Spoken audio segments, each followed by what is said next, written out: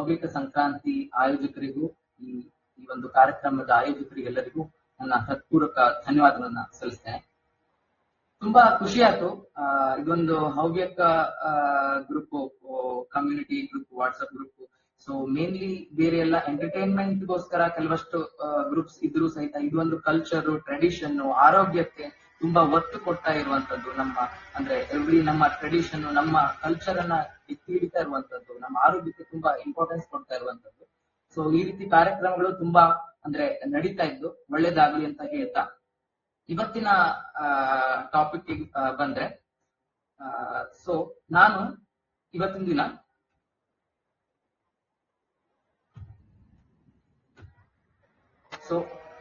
ಮೆದುಳು ಮತ್ತು ನರಗಳ ಅರಿವು ಅಂದ್ರೆ ಸತ್ಯಗಳು ಮತ್ತೆ ಮಿಥ್ಯಗಳು ಅಂದ್ರೆ ಅಪನಂಬಿಕೆಗಳು, ಸೊ ಅದ್ರ ಬಗ್ಗೆ ಮಾತಾಡೋದೇ ಇಷ್ಟಪಡ್ತೀನಿ.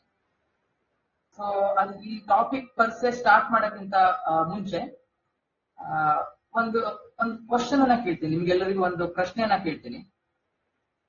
ನಮ್ಮ ಮನುಷ್ಯನ ದೇಹದಲ್ಲಿ ಮೋಸ್ಟ್ ಇಂಪಾರ್ಟೆಂಟ್ ಆರ್ಗನ್, ಬಹು ಮುಖ್ಯವಾದ ಅಂಗ ಅಂದ್ರೆ ಯಾವುದು? ಯಾರು ಹೇಳ್ತಾರೆ? ಕಮೆಂಟ್ ಮಾಡ್ತೀರಾ? ಬ್ರೈನ್. ಬ್ರೈನ್ ಅಲ್ಲ, ನಾನು ಬ್ರೈನ್ ಬಗ್ಗೆ ನಾನು ನ್ಯೂರಾಲಜಿಸ್ಟ್ ಅಂತ ಹೇಳಿದ್ದಕ್ಕೆ ಬ್ರೈನ್ ಅಂತ ಹೇಳ್ಬೇಕು ಅಂತ ಇಲ್ಲ. ಸೊ ಅಲ್ಲ, ಮೈನ್ ಪಾರ್ಟೇ ಅದಲ್ಲ, ಅದಿಲ್ಲ ಅಂದ್ರೆ ಲೈಫ್ ಇಲ್ಲ. ಡೆಫಿನೆಟ್ಲಿ. ಸೊ ಅಂದ್ರೆ ಬಹು ಅಂದ್ರೆ ಎಲ್ಲಾ ಆರ್ಗನ್ಸ್ ಅದರದ್ದೇ ಆದ ಇಂಪಾರ್ಟೆನ್ಸ್ ಇದ್ದು, ಬಟ್ ಮೆದುಳಿಗೆ ಮತ್ತು ಬಹುಮುಖ್ಯವಾಗಿ ಇಂಪಾರ್ಟೆನ್ಸ್ ಏನಕ್ಕಿದ್ದು ಅಂತಂದ್ರೆ, brain is the only one organ. ಮೆದುಳು ಒಂದೇ ಒಂದು ನಮ್ಮ ಮನುಷ್ಯನ ದೇಹದಲ್ಲಿರುವ ಒಂದು ಅಂಗ, ಯಾವುದು ಟ್ರಾನ್ಸ್ಪ್ಲಾಂಟ್ ಮಾಡಲು ಆಗ್ತಿದೆ. ಸೊ ಇವನ್ ಹಾರ್ಟ್ನು ಸಹಿತ ಟ್ರಾನ್ಸ್ಪ್ಲಾಂಟ್ ಮಾಡ್ತಾರೆ, ಬಟ್ ಮೆದುಳು ಒಂದು ಆರ್ಗನ್ ಇದುವರೆಗೂ ಯಾವ ಮೂವೀಸ್ ಬಿಟ್ಟು ಸೊ ನಿಜ ಜೀವನದಲ್ಲಿ ಎಲ್ಲೂ ಟ್ರಾನ್ಸ್ಪ್ಲಾಂಟ್ ಮಾಡಲು ಆಗಿಲ್ಲ. ಸೊ ಬ್ರೈನ್ಗೆ ಅದರದ್ದೇ ಆದ, ಮೆದುಳಿಗೆ ಅದರದ್ದೇ ಆದ ಇಂಪಾರ್ಟೆನ್ಸ್ ಇತ್ತು. ಯಾಕಂದ್ರೆ it is like the prime minister of the nation. ಅಂದ್ರೆ ಎಲ್ಲದನ್ನೂ ಕಂಟ್ರೋಲ್ ಮಾಡೋದು ಸೊ ಮೆದುಳು. ಸೊ ಇಟ್ಸ್ ಲೈಕ್ ಅಂದ್ರೆ ನಾವು ಈಗ ಎಲ್ಲದರದ್ದು ಹೆಡ್ ಅಂತ ಹೇಳೋದು. ಒಂದು ಡಿಸ್ಟ್ರಿಕ್ಟ್ ಅಲ್ಲಿ, ಒಂದು ಜಿಲ್ಲೆಯಲ್ಲಿ ಹೇಗೆ DC ತನ್ನ ಎಲ್ಲ ಜಿಲ್ಲೆಯ ಕಾರ್ಯಚಟುವಟಿಕೆ ಹೇಗೆ ನಡೆಯುವು ಅದನ್ನೆಲ್ಲ ಹೇಗೆ ನಿಭಾಯಿಸ್ಕೊಂಡು ಹೋಗ್ತಾ, ಸೊ ಅದೇ ತರ ಮೆದುಳು ನಮ್ಮ ಬಾಡಿಯಲ್ಲಿ ಇರುವ ಎಲ್ಲಾ ಫಂಕ್ಷನ್, ಎಲ್ಲಾ ಅಂಗಾಂಗಗಳನ್ನು ಕಂಟ್ರೋಲ್ ಮಾಡುವಂತ ಆರ್ಗನ್ ಅಂತ ಮೆದುಳು. ಸೊ ಅದ್ರ ಬಗ್ಗೆ ತಿಳ್ಕೊಂಡಿರುವಂತದ್ದು, ಅದ್ರ ಬಗ್ಗೆ ನಾವು ಕರೆಕ್ಟ್ ಆಗಿ ಅರ್ಥ ಮಾಡ್ಕೊಳ್ಳೋದು ತುಂಬಾ ಇಂಪಾರ್ಟೆಂಟ್ ಆಗಿದೆ. ಸೊ ನ್ಯೂರಾಲಜಿ ಅಂದ್ರೆ ಮೆದುಳು ಮತ್ತು ನರರೋಗ ಶಾಸ್ತ್ರ. ಏನಿದು ಮೆದುಳು ಮತ್ತು ನರರೋಗ ಶಾಸ್ತ್ರ ಅಂತಂದ್ರೆ, ಇದರಲ್ಲಿ ನಾವು ಏನೇನ್ ಕಲಿತೀವಿ ಅಂತಂದ್ರೆ, ಒಂದು ಮೆದುಳು ಸ್ಪೈನಲ್ ಕಾರ್ಡ್ ಅಂದ್ರೆ ಬೆನ್ನು ಹುರಿ ಇರುತ್ತದೆ, ಮೆದುಳಿಂದ ಬರುವಂತದ್ದು. ಅಂದ್ರೆ ಫಾರ್ ಎಕ್ಸಾಂಪಲ್ ನಾವು ಹೇಳೋದಂತಂದ್ರೆ, ಮೆದುಳನ್ನ ನಾವು ಒಂದು ಮೇನ್ ಸ್ವಿಚ್, ಮನೆಯಲ್ಲಿ ಒಂದು ಮೇನ್ ಸ್ವಿಚ್ ಅಂತ ಕನ್ಸಿಡರ್ ಮಾಡಿದ್ರೆ, ಸ್ಪೈನಲ್ ಕಾರ್ಡ್ ಹೇಳೋದು ಒಂದು ಮೇನ್ ಕೇಬಲ್ಸ್, ಅಲ್ಲಿಂದ ಬರುವಂತ ಸ್ವಿಚ್ ಇಂದ ಬರುವಂತ ಮೇನ್ ಕೇಬಲ್ಸ್, ಅದ್ರ ಮುಖಾಂತರ ಸಂದೇಶ ರವಾನೆ ಆಗ್ಲಿಕ್ಕೆ ಅನುಕೂಲ ಆಗುತ್ತೆ. ಅಲ್ಲಿಂದ ಕವಲ್ ಹೊಡೆದು ಅದು ನರ್ವ್ಸ್ ಆಗಿ ಡಿವೈಡ್ ಆಗುತ್ತೆ. ಸೊ ಆ ನರ್ವ್ಸ್ ಅನ್ನ ಒಂದು ಸಣ್ಣ ಸಣ್ಣ ವೈರ್ಸ್ ಅಂತ ಹೇಳ್ಬೋದು, ತಂತಿ ಅಂತ ಹೇಳ್ಬೋದು. ಸೊ ಮೆದುಳು ನೆಕ್ಸ್ಟ್ ಯಾವುದೇ ಒಂದು ಕೆಲಸವನ್ನ ನೀವು ತಿಳ್ಕೊಂಡ್ರೆ, ಈ ಒಂದು ವಸ್ತುವನ್ನ ಇಲ್ಲಿಂದ ಇಲ್ಲಿ ಇಡಬೇಕು ಅಂತ ಇದ್ರೆ, ಮೆದುಳಿನಲ್ಲಿ ಒಂದು ಆ ಜಾಗದಲ್ಲಿ ಒಂದು ನಾವು ಫಸ್ಟ್ ಯೋಚಿಸಿದಾಗ ಅದು ಸಂದೇಶ ರವಾನೆ ಮಾಡ್ಬೇಕು, ಆದೇಶ ಕೊಡ್ಬೇಕು. ಸೊ ಅದ್ರ ಮುಖಾಂತರ, ಮೆದುಳಿನ ಮುಖಾಂತರ, ಸ್ಪೈನಲ್ ಕಾರ್ಡ್ ಮುಖಾಂತರ ಅದು ಯಾವ ಜಾಗಕ್ಕೆ ಹೋಗ್ಬೇಕು, ಯಾವ ಮಾಂಸಖಂಡ ವರ್ಕ್ ಆಗ್ಬೇಕು ಅಥವಾ ಯಾವ ಗ್ರಂಥಿ ವರ್ಕ್ ಆಗ್ಬೇಕು, ಅದನ್ನ ಆ ನರ್ವ್ಸ್ ಮುಖಾಂತರ, ಅಂದ್ರೆ ನಾವು ಉದಾಹರಣೆಗಾಗಿ ವೈರ್ಸ್ ಅಥವಾ ತಂತಿ ಮುಖಾಂತರ ನಾವು ಕರೆಂಟ್ ಪಾಸ್ ಆದಾಗ, ಸೊ ಆ ರೀತಿ ಆಗತ್ತೆ. ಫೈನಲಿ ಮಸಲ್ಸ್ ನ ನಾವು ಉದಾಹರಣೆಗೆ ಎಕ್ಸಾಂಪಲ್ಸ್ ಗೆ ನಾವು ಹೇಳೋದಂತಂದ್ರೆ, ಈಗ ಯಾವ್ದೋ ಒಂದು ಲೈಟ್ ಇರ್ಬೋದು ಅಥವಾ ಫ್ಯಾನ್ ಇರ್ಬೋದು. ಸೊ ಈ ಒಂದು ಅನಾಲಜಿಗೆ ನಾನು ಹೇಳೋದಿದ್ರೆ, ಮೆದುಳು ಒಂದು ಮೇನ್ ಸ್ವಿಚ್ ಅಂತ ಹೇಳ್ಬೋದು. ಸೊ ಸ್ಪೈನಲ್ ಕಾರ್ಡ್ ಅನ್ನ ಒಂದು ಮೇನ್ ಕೇಬಲ್ಸ್ ಅಥವಾ ಮೇನ್ ವೈರ್ಸ್ ಸಿಸ್ಟಮ್ ಅಂತ ಹೇಳ್ಬೋದು. ಸೊ ಅಲ್ಲಿಂದ ಕವಲ್ ಹೊಡೆದು ಒಂದ್ ಸಣ್ಣ ಪುಟ್ಟ ತಂತಿಗಳು, ನರ್ವ್ಸ್, ಆಮೇಲೆ ಮಸಲ್ಸ್ ಅಂದ್ರೆ ಲೈಟ್ ಇರ್ಬೋದು, ಟಿವಿ ಇರ್ಬೋದು, ಫ್ಯಾನ್ ಇರ್ಬೋದು. ಫೈನಲ್ ಔಟ್ಪುಟ್ ಏನಿರ್ಬೇಕು, ಏನ್ ವರ್ಕ್ ಆಗ್ಬೇಕು. ಸೊ ಇದನ್ನೆಲ್ಲದನ್ನು ಡಿಸೈಡ್ ಮಾಡುವಂತದ್ದು ನಮ್ಮ ಬಾಡಿನ ಎಂಟೈರ್ ಡಿಸೈಡ್ ಮಾಡುವಂತದ್ದು ಮೆದುಳು.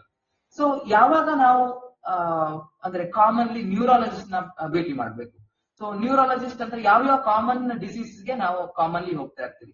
ಒಂದು ಮೋಸ್ಟ್ ಕಾಮನ್ ಡಿಸೀಸ್ ಅಂದ್ರೆ ಮೋಸ್ಟ್ ಕಾಮನ್ ಸಿಂಪ್ಟಮ್ ಅಂತಂದ್ರೆ ಹೆಡ್ ಏಕ್, ತಲೆನೋವು. ಇಲ್ಲಿ ಯಾರಾದ್ರೂ ತಲೆನೋವೇ ಬರೆದಿದ್ದವರು ಅಂತ ಯಾರು ಇದೀರಾ? ಬಹುಶಃ ಯಾರು ಇರೋದಿಲ್ಲ. ಜೀವನದಲ್ಲಿ ಎಲ್ಲರಿಗೂ ಒಮ್ಮೆ ಆದ್ರೂ ಒಂದ್ಸಲ ಆದ್ರೂ ತಲೆನೋವು ಬಂದೇ ಬಂದಿರುತ್ತೆ. ಓಕೆ, ಸೊ ಇನ್ನು ಫಿಟ್ಸ್ ಅಥವಾ ನಾವು ಮೂರ್ಛೆ ರೋಗ ಅಂತ ಹೇಳ್ತೀವಿ, ಅಪಸ್ಮಾರ ಅಂತ ಹೇಳ್ತೀವಿ, ಅದು ಸಹಿತ ಒಂದು ಮೆದುಳಿನ ಕಾಯಿಲೆ ಅಂತ ಹೇಳ್ಬೋದು. ಇನ್ನು ಕೈ ಕಾಲು ಒಬ್ಬೊಬ್ಬರಿಗೆ ಜುಮ್ ಜುಮ್ ಅನ್ಸ್ಬೋದು, ಅಥವಾ ಸೆನ್ಸೇಷನ್ ಸ್ಪರ್ಶ ಜ್ಞಾನ ಕಡಿಮೆ ಅನ್ಸ್ಬೋದು, ಅಥವಾ ಮೋಟಾರ್ ವೀಕ್ನೆಸ್ ನಡಿಲಿಕ್ಕೆ ಕಷ್ಟ ಆಗ್ಬೋದು, ಬಾಯಿ ತೊದಲ್ಬಹುದು, ಅಥವಾ ಮೆಮೊರಿ ಇಶ್ಯೂಸ್, ನೆನ್ಪು ಇರೋದನ್ನು ಕಡಿಮೆ ಆಗ್ಬೋದು. ಸೊ ಅಥವಾ ತಲೆ ಚಕ್ರ ಗಿಡಿನೆಸ್ ಇರ್ಬೋದು, ಬ್ಯಾಲೆನ್ಸ್ ಇಶ್ಯೂಸ್ ಇರ್ಬೋದು. ಇದು ಎಲ್ಲದರಲ್ಲೂ ಸಹಿತ ಇದೆಲ್ಲದು ನ್ಯೂರಾಲಜಿಕಲ್ ಡಿಸಾರ್ಡರ್ಸ್ ಅಂತ ಹೇಳ್ತೀವಿ. ಅಂದ್ರೆ ಸೊ ಇದೆಲ್ಲದನ್ನು ಮೆದುಳು ಮತ್ತು ಈಗ ನರಕೋಶಗಳು ಅದನ್ನ ಕಂಟ್ರೋಲ್ ಮಾಡ್ತಾರೆ. ಸೊ ಈ ರೀತಿ ಎಲ್ಲಾ ಸಿಂಪ್ಟಮ್ಸ್ ಇದ್ದಾಗ ನಾವು ನ್ಯೂರಾಲಜಿಸ್ಟ್ ಅನ್ನ ಭೇಟಿ ಆಗ್ಬೇಕು. ಸೊ ಈ ಟಾಕಿನ ಮೇನ್ ಉದ್ದೇಶ, ಈ ಒಂದು ಉಪನ್ಯಾಸದ ಮೇನ್ ಉದ್ದೇಶ ಅಂತಂದ್ರೆ, ನಾನು ಇಲ್ಲೊಂದೇನು ವೈದ್ಯಕೀಯ ಪಾಠವನ್ನ ಅಥವಾ ಡಿಟೇಲ್ ಆಗಿ ಎಲ್ಲದನ್ನು ಹೇಳಲಿಕ್ಕೆ ಅಂತ ಬಂದಿಲ್ಲ. ಬಟ್ ಮೇನ್ ಥಿಂಗ್, ಈ ಒಂದು ಟಾಕ್ ನಂತರ, ಈ ಒಂದು ಉಪನ್ಯಾಸದ ನಂತರ ನೀವೆಲ್ಲರೂ ಅಂದ್ರೆ ಆಮೇಲೆ ಏನೋ ಒಂದು ಬೇಸಿಕ್ ಐಡಿಯಾ ಈ ನ್ಯೂರಾಲಜಿಕಲ್ ಡಿಸಾರ್ಡರ್ಸ್ ಬಗ್ಗೆ, ನ್ಯೂರಾಲಜಿಕಲ್ ಹೆಲ್ತ್, ಮೆದುಳು ಮತ್ತು ನರಗಳ ಆರೋಗ್ಯದ ಬಗ್ಗೆ ಕಲಿತು ಬೇಸಿಕ್ ಐಡಿಯಾ ಬಂದು, ಯಾವ್ದೋ ನಿಮ್ಮ ಕುಟುಂಬದವರು ಇರ್ಬೋದು, ಅಥವಾ ಯಾರೋ ಫ್ಯಾಮಿಲಿ ಫ್ರೆಂಡ್ ಅಥವಾ ಯಾರು ಇದ್ದಾಗ ಅವ್ರಿಗೆ ಏನಾದ್ರು ಪ್ರಾಬ್ಲಮ್ ಆದಾಗ ಇಮಿಡಿಯೇಟ್ಲಿ ಅಟ್ಲೀಸ್ಟ್ ಆಸ್ಪತ್ರೆಗೆ ಕರ್ಕೊಂಡು ಹೋಗಿ ಅದಕ್ಕೆ ಸೂಕ್ತವಾದ ಚಿಕಿತ್ಸೆಯನ್ನ ಕೊಡಲಿಕ್ಕೆ ಅನುಕೂಲ ಆಗ್ಲಿ. ಅಟ್ಲೀಸ್ಟ್ ಅದು ಆದ್ರೆ ನನ್ನ ಈ ಒಂದು ಟಾಕ್ ಅಥವಾ ಉಪನ್ಯಾಸದ ಉದ್ದೇಶ ಫಲಪ್ರದವಾಗ್ತದೆ ಅಂತ ಹೇಳ್ತೀವಿ. ಏನಂತಂದ್ರೆ ಟೈಮ್ ಈಸ್ ಬ್ರೈನ್ ಅಂತ ಹೇಳ್ತೀವಿ. ಅಂತಂದ್ರೆ ಸಮಯವೇ ಮೆದುಳು. ಯಾಕಂದ್ರೆ ಒಂದು ಸೆಕೆಂಡ್, ಒಂದೊಂದು ಮಿನಿಟ್ಗೂ ನಾವು ಲೇಟ್ ಮಾಡಿದ ಹಾಗೆ ಸೊ ಬ್ರೈನ್ ಅಟ್ಯಾಕ್, ಅಥವಾ ನಾವೀಗ ಮುಂದೆ ಪಾರ್ಶ್ವವಾಯು ಕೇಳ್ತೀವಿ, ಸ್ಟ್ರೋಕ್ ಬಗ್ಗೆ ಮಾತಾಡ್ತೀವಿ. ಸೊ ಒಂದೊಂದು ಸೆಕೆಂಡ್, ಒಂದೊಂದು ನಿಮಿಷಕ್ಕೂ ಎಷ್ಟೊಂದು ಲಕ್ಷಾಂತರ ನರಕೋಶಗಳು ಸಾಯ್ತಾ ಇರ್ತವೆ. ಸೊ ಆ ಟೈಮ್ ಅಲ್ಲಿ ಇಮಿಡಿಯೇಟ್ಲಿ ಬಂದ್ರೆ ಮಾತ್ರ ಅದಕ್ಕೆ ಸೂಕ್ತವಾದ ಟ್ರೀಟ್ಮೆಂಟ್ ಅಥವಾ ಅದನ್ನ ಕಂಪ್ಲೀಟ್ಲಿ ನಾರ್ಮಲ್ ಮಾಡ್ಲಿಕ್ಕೆ ಅನುಕೂಲ ಆಗುತ್ತೆ. ಸೊ ಕಾಮನ್ಲಿ ಏನಕ್ಕೆ ಈ ಟಾಕ್ ಬಗ್ಗೆ ಏನಕ್ಕೆ ಮಾತಾಡ್ತಾ ಇರೋದಂತಂದ್ರೆ, ಈಗಿತ್ಲಾಗಿ ನಾವು ನೋಡ್ತಾ ಇರುವಂತದ್ದು ಕಾಮನ್ಲಿ ಅಂದ್ರೆ ಬೇರೆ ಬೇರೆ ನ್ಯೂರಾಲಜಿಕಲ್ ಡಿಸಾರ್ಡರ್, ಸ್ಟ್ರೋಕ್ ಇರ್ಬೋದು, ಎಪಿಲೆಪ್ಸಿ ಇರ್ಬೋದು, ಅಥವಾ ಕೈಕಾಲ್ ನಡುಕ, ಅಥವಾ ಪಾರ್ಕಿನ್ಸನ್ಸ್ ಇರ್ಬೋದು, ಮೆಮೊರಿ ಲಾಸ್, ಡಿಮೆನ್ಷಿಯಾ, ಇದೆಲ್ಲದೂ ಡೇ ಬೈ ಡೇ ಇನ್ಕ್ರೀಸ್ ಆಗ್ತಾ ಇದೆ, ಜಾಸ್ತಿ ಆಗ್ತಾ ಇದೆ ನಾನಾ ಕಾರಣಗಳಿಂದ. ಇನ್ನು ಕೆಲವಷ್ಟು ಏನಾಗಿರುತ್ತೆ ಅಂತಂದ್ರೆ ಸೈಲೆಂಟ್ ಸಫರಿಂಗ್ ಅಂತಂದ್ರೆ, ಸೊ ಎಷ್ಟೊಂದು ಜನರಿಗೆ ತನಗೆ ಆ ಸಿಂಪ್ಟಮ್ ಇದೆ ಅಥವಾ ತಮ್ಮ ಫ್ಯಾಮಿಲಿ ಫ್ರೆಂಡ್ಸ್ ಅಲ್ಲಿ ಯಾರಿಗಾರು ಇದೆ ಅಂತ ಗೊತ್ತೇ ಆಗಿರೋದಿಲ್ಲ, ಅಂದ್ರೆ ಅಲ್ಲಿ ಡಯಾಗ್ನೋಸಿಸ್ ಆಗಿರೋದಿಲ್ಲ, ಅನುಭವಿಸ್ತಾ ಇರ್ತಾರೆ.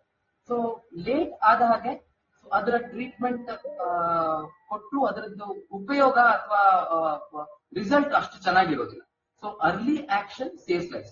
ಸೊ ರೈಟ್ ಅಪ್ರೋಚ್ ಅಂತಂದ್ರೆ, ಸೊ ಆದ ಕೂಡ್ಲೆ ಏನೋ ಪ್ರಾಬ್ಲಮ್ ಆದ ಕೂಡ್ಲೆ ವೈದ್ಯರಲ್ಲಿ ಸಂಪರ್ಕಿಸಿದಾಗ, ಆಸ್ಪತ್ರೆಗೆ ಹೋದ್ರೆ ಸೊ ಅದಕ್ಕೆ ಸೂಕ್ತವಾದ ಟ್ರೀಟ್ಮೆಂಟ್ ಅನ್ನ ತಗೊಳ್ಳೋದು ಉತ್ತಮವಾಗಿದೆ.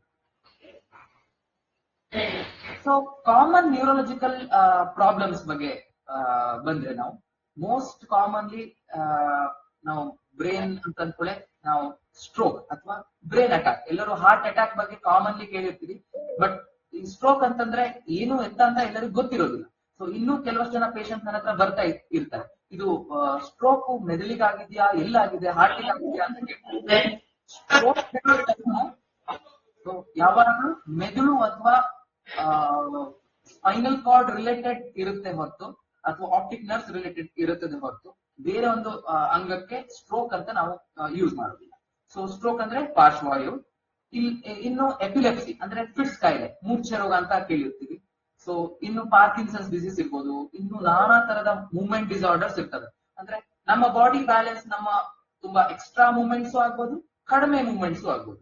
ಸೊ ಮೈಗ್ರೇನ್ ತುಂಬಾ ಜನರಿಗೆ ಇರುತ್ತೆ, ತುಂಬಾ ಕಾಮನ್ ಡಿಸಾರ್ಡರ್ಸ್. ಹೆಡ್ಏಕ್ಸ್ ಅಂದ್ರೆ ನಮ್ಮ ಓಪಿಡಿಯಲ್ಲಿ almost second most common symptom ಅಂತಾನೆ ಹೇಳ್ಬೋದು. ನ್ಯೂರೋಪತಿ, ಕೈ ಕಾಲು ಜೋಮ್ ಹಿಡಿಯೋದು, ನರ ದೌರ್ಬಲ್ಯ ಆಗೋದು, ಅಥವಾ ನೆಕ್ಸ್ಟ್ ವರ್ಟಿಗೋ ಅಂದ್ರೆ ತಲೆ ಚಕ್ರ ಬರ್ಬೋದು, ಬ್ಯಾಲೆನ್ಸ್ ಇಶ್ಯೂಸ್ ಆಗ್ಬೋದು, ಮೆಮೊರಿ ಇಶ್ಯೂಸ್ ಆಗ್ಬೋದು. ಇದೆಲ್ಲ ಕೆಲವಷ್ಟು ಕಾಮನ್ಲಿ ನಾವು ನೋಡುವಂತ ನ್ಯೂರಾಲಜಿಕಲ್ ಪ್ರಾಬ್ಲಮ್ಸ್, ಅಥವಾ ಎಲ್ಲರೂ ಪೀಪಲ್ ಅಂದ್ರೆ ಜನರಿಗೆ ಅನುಭವಿಸ್ತಿರುವಂತಹ ನ್ಯೂರಾಲಜಿಕಲ್ ಡಿಸಾರ್ಡರ್ಸ್ ಅಂತ ಹೇಳ್ಬೋದು. ಸೊ ಇದ್ರ ಬಗ್ಗೆ ಬೇಸಿಕ್ ಐಡಿಯಾ ಇರುವಂತದ್ದು ತುಂಬಾ ಇಂಪಾರ್ಟೆಂಟ್ ಆಗಿದೆ. ಸೊ ಮೋಸ್ಟ್ ಇಂಪಾರ್ಟೆಂಟ್ ಟಾಪಿಕ್ ಪಾರ್ಶ್ವವಾಯು ಸ್ಟ್ರೋಕ್ ಅಥವಾ ಬ್ರೈನ್ ಅಟ್ಯಾಕ್ ಅಂತ ಏನ್ ಹೇಳ್ತೀವಿ. ಆಗ್ಲೇ ಹೇಳಿದಾಗೆ time is brain. So stroke ಅಂದ್ರೆ ಏನು, ಎಕ್ಸಾಕ್ಟ್ಲಿ ಸ್ಟ್ರೋಕ್ ಅಂದ್ರೆ ಏನು? ಸೊ ಸಪೋಸ್ ಒಂದು ಊರಿದೆ, ಅಲ್ಲಿ ಯಾವ್ದೋ ನೀರು ಸಪ್ಲೈ ಪೈಪ್ಸ್ ಬೇರೆ ಇದರಿಂದ ನೀರು ಸಪ್ಲೈ ಬರ್ತದೆ. ಸಡನ್ಲಿ ಆ ಪೈಪ್ ಅಲ್ಲಿ ಏನೋ ಬ್ಲಾಕ್ ಆಗಿಯೋ ಏನೋ ಆಗಿ ಅಥವಾ ಅದು ಪೈಪ್ ಒಡೆದು ಹೋಗಿಯೋ ಸಡನ್ಲಿ ನೀರ್ ಸಪ್ಲೈ ಸ್ಟಾಪ್ ಆಯ್ತು ಅಂತ ಇಟ್ಕೊಳ್ಳಿ. ಆಗ ಏನಾಗುತ್ತೆ? ಸೊ ಅದನ್ನ ಆ ನೀರನ್ನೇ ಅಂದ್ರೆ ಅವಲಂಬಿಸಿ ಬದುಕ್ತಾ ಇರುವಂತ ಎಷ್ಟೋ ಮನೆಗಳಿಗೆ ವಾಟರ್ ಸಪ್ಲೈ ಇರೋದಿಲ್ಲ. So same way, so stroke ಅಂದ್ರೆ ಸಡನ್ಲಿ ಮೆದುಳಿಗೆ ಬ್ಲಡ್ ಸರ್ಕ್ಯುಲೇಷನ್ ಇರೋದಿಲ್ಲ. ಸೊ ಬ್ಲಡ್ ಸರ್ಕ್ಯುಲೇಷನ್ ಇಲ್ಲ ಅಂದ್ರೆ ಏನಾಯ್ತು? ಇಷ್ಟೊಂದು ಲಕ್ಷಾಂತರ ನರ ಕೋಶಗಳು, ಮೆದುಳಿರುವ ಜೀವಕೋಶಗಳು ಸತ್ತು ಹೋಗ್ತವೆ. ಸೊ ಆ ರೀತಿ ಸತ್ತು ಹೋದಾಗ ಅದಕ್ಕೆ ಯಾವ ಜೀವಕೋಶ ಸಾಯ್ತವೆ ಅದ್ರ ಪ್ರಕಾರ ಸಿಂಪ್ಟಮ್ಸ್ ಬೇರೆ ಬೇರೆ ಜಾಗದ್ದು, ಮೆದುಳಿನ ಬೇರೆ ಬೇರೆ ಜಾಗದ್ದು ಜೀವಕೋಶಗಳು ಸತ್ತಾಗ ಬೇರೆ ಬೇರೆ ಸಿಂಪ್ಟಮ್ಸ್ ಬರ್ತವೆ. ಸೊ ಟೈಮ್ ಈಸ್ ಬ್ರೇನ್ ಅಂತ ಏನಕ್ಕೆ ಹೇಳ್ತೀವಿ ಅಂತಂದ್ರೆ, ಒಂದ್ಸಲ ಆ ಡೆತ್ ಆಫ್ ದ ಸೆಲ್ಸ್ ಅಂದ್ರೆ ನರಕೋಶಗಳು ಸತ್ತು ಹೋದ್ರೆ ಅದನ್ನ ವಾಪಸ್ ತರ್ಲಿಕ್ಕೆ ಆಗೋದಿಲ್ಲ. ಸೊ ಏನಕ್ಕೆ ಅಂತಂದ್ರೆ ಆಕ್ಸಿಜನ್ ಮತ್ತೆ ಗ್ಲೂಕೋಸ್ ಮೆದುಳಿಗೆ ತುಂಬಾ ಇಂಪಾರ್ಟೆಂಟ್ ಆಗಿರುತ್ತೆ. ಸೊ ಆ ಟೈಮ್ ಅಲ್ಲಿ ಟ್ರೀಟ್ಮೆಂಟ್ ತಗೊಳ್ಳುವಂತದ್ದು ಬಹುಮುಖ್ಯವಾಗಿರುತ್ತೆ. ಸೊ ಮೇನ್ಲಿ ಸ್ಟ್ರೋಕ್ ಅಲ್ಲಿ 2 ತರ ಅಂತ ಹೇಳ್ಬೋದು. ಒಂದು ಈ ರಕ್ತನಾಳದಲ್ಲಿ ನಾನು ಆಗ್ಲೇ ಉದಾಹರಣೆ ಕೊಟ್ಟಾಗೆ ಆ ಪೈಪ್ ಅಲ್ಲಿ ಬ್ಲಾಕ್ ಇದೆ ಅಂತ ಹೇಳಿ ಉದಾಹರಣೆ ಕೊಟ್ಟಾಗೆ, ಒಂದು ಇಸ್ಚಿಮಿಕ್ ಸ್ಟ್ರೋಕ್ ಅಂದ್ರೆ ಬ್ಲಾಕೇಜ್ ಇರುತ್ತೆ.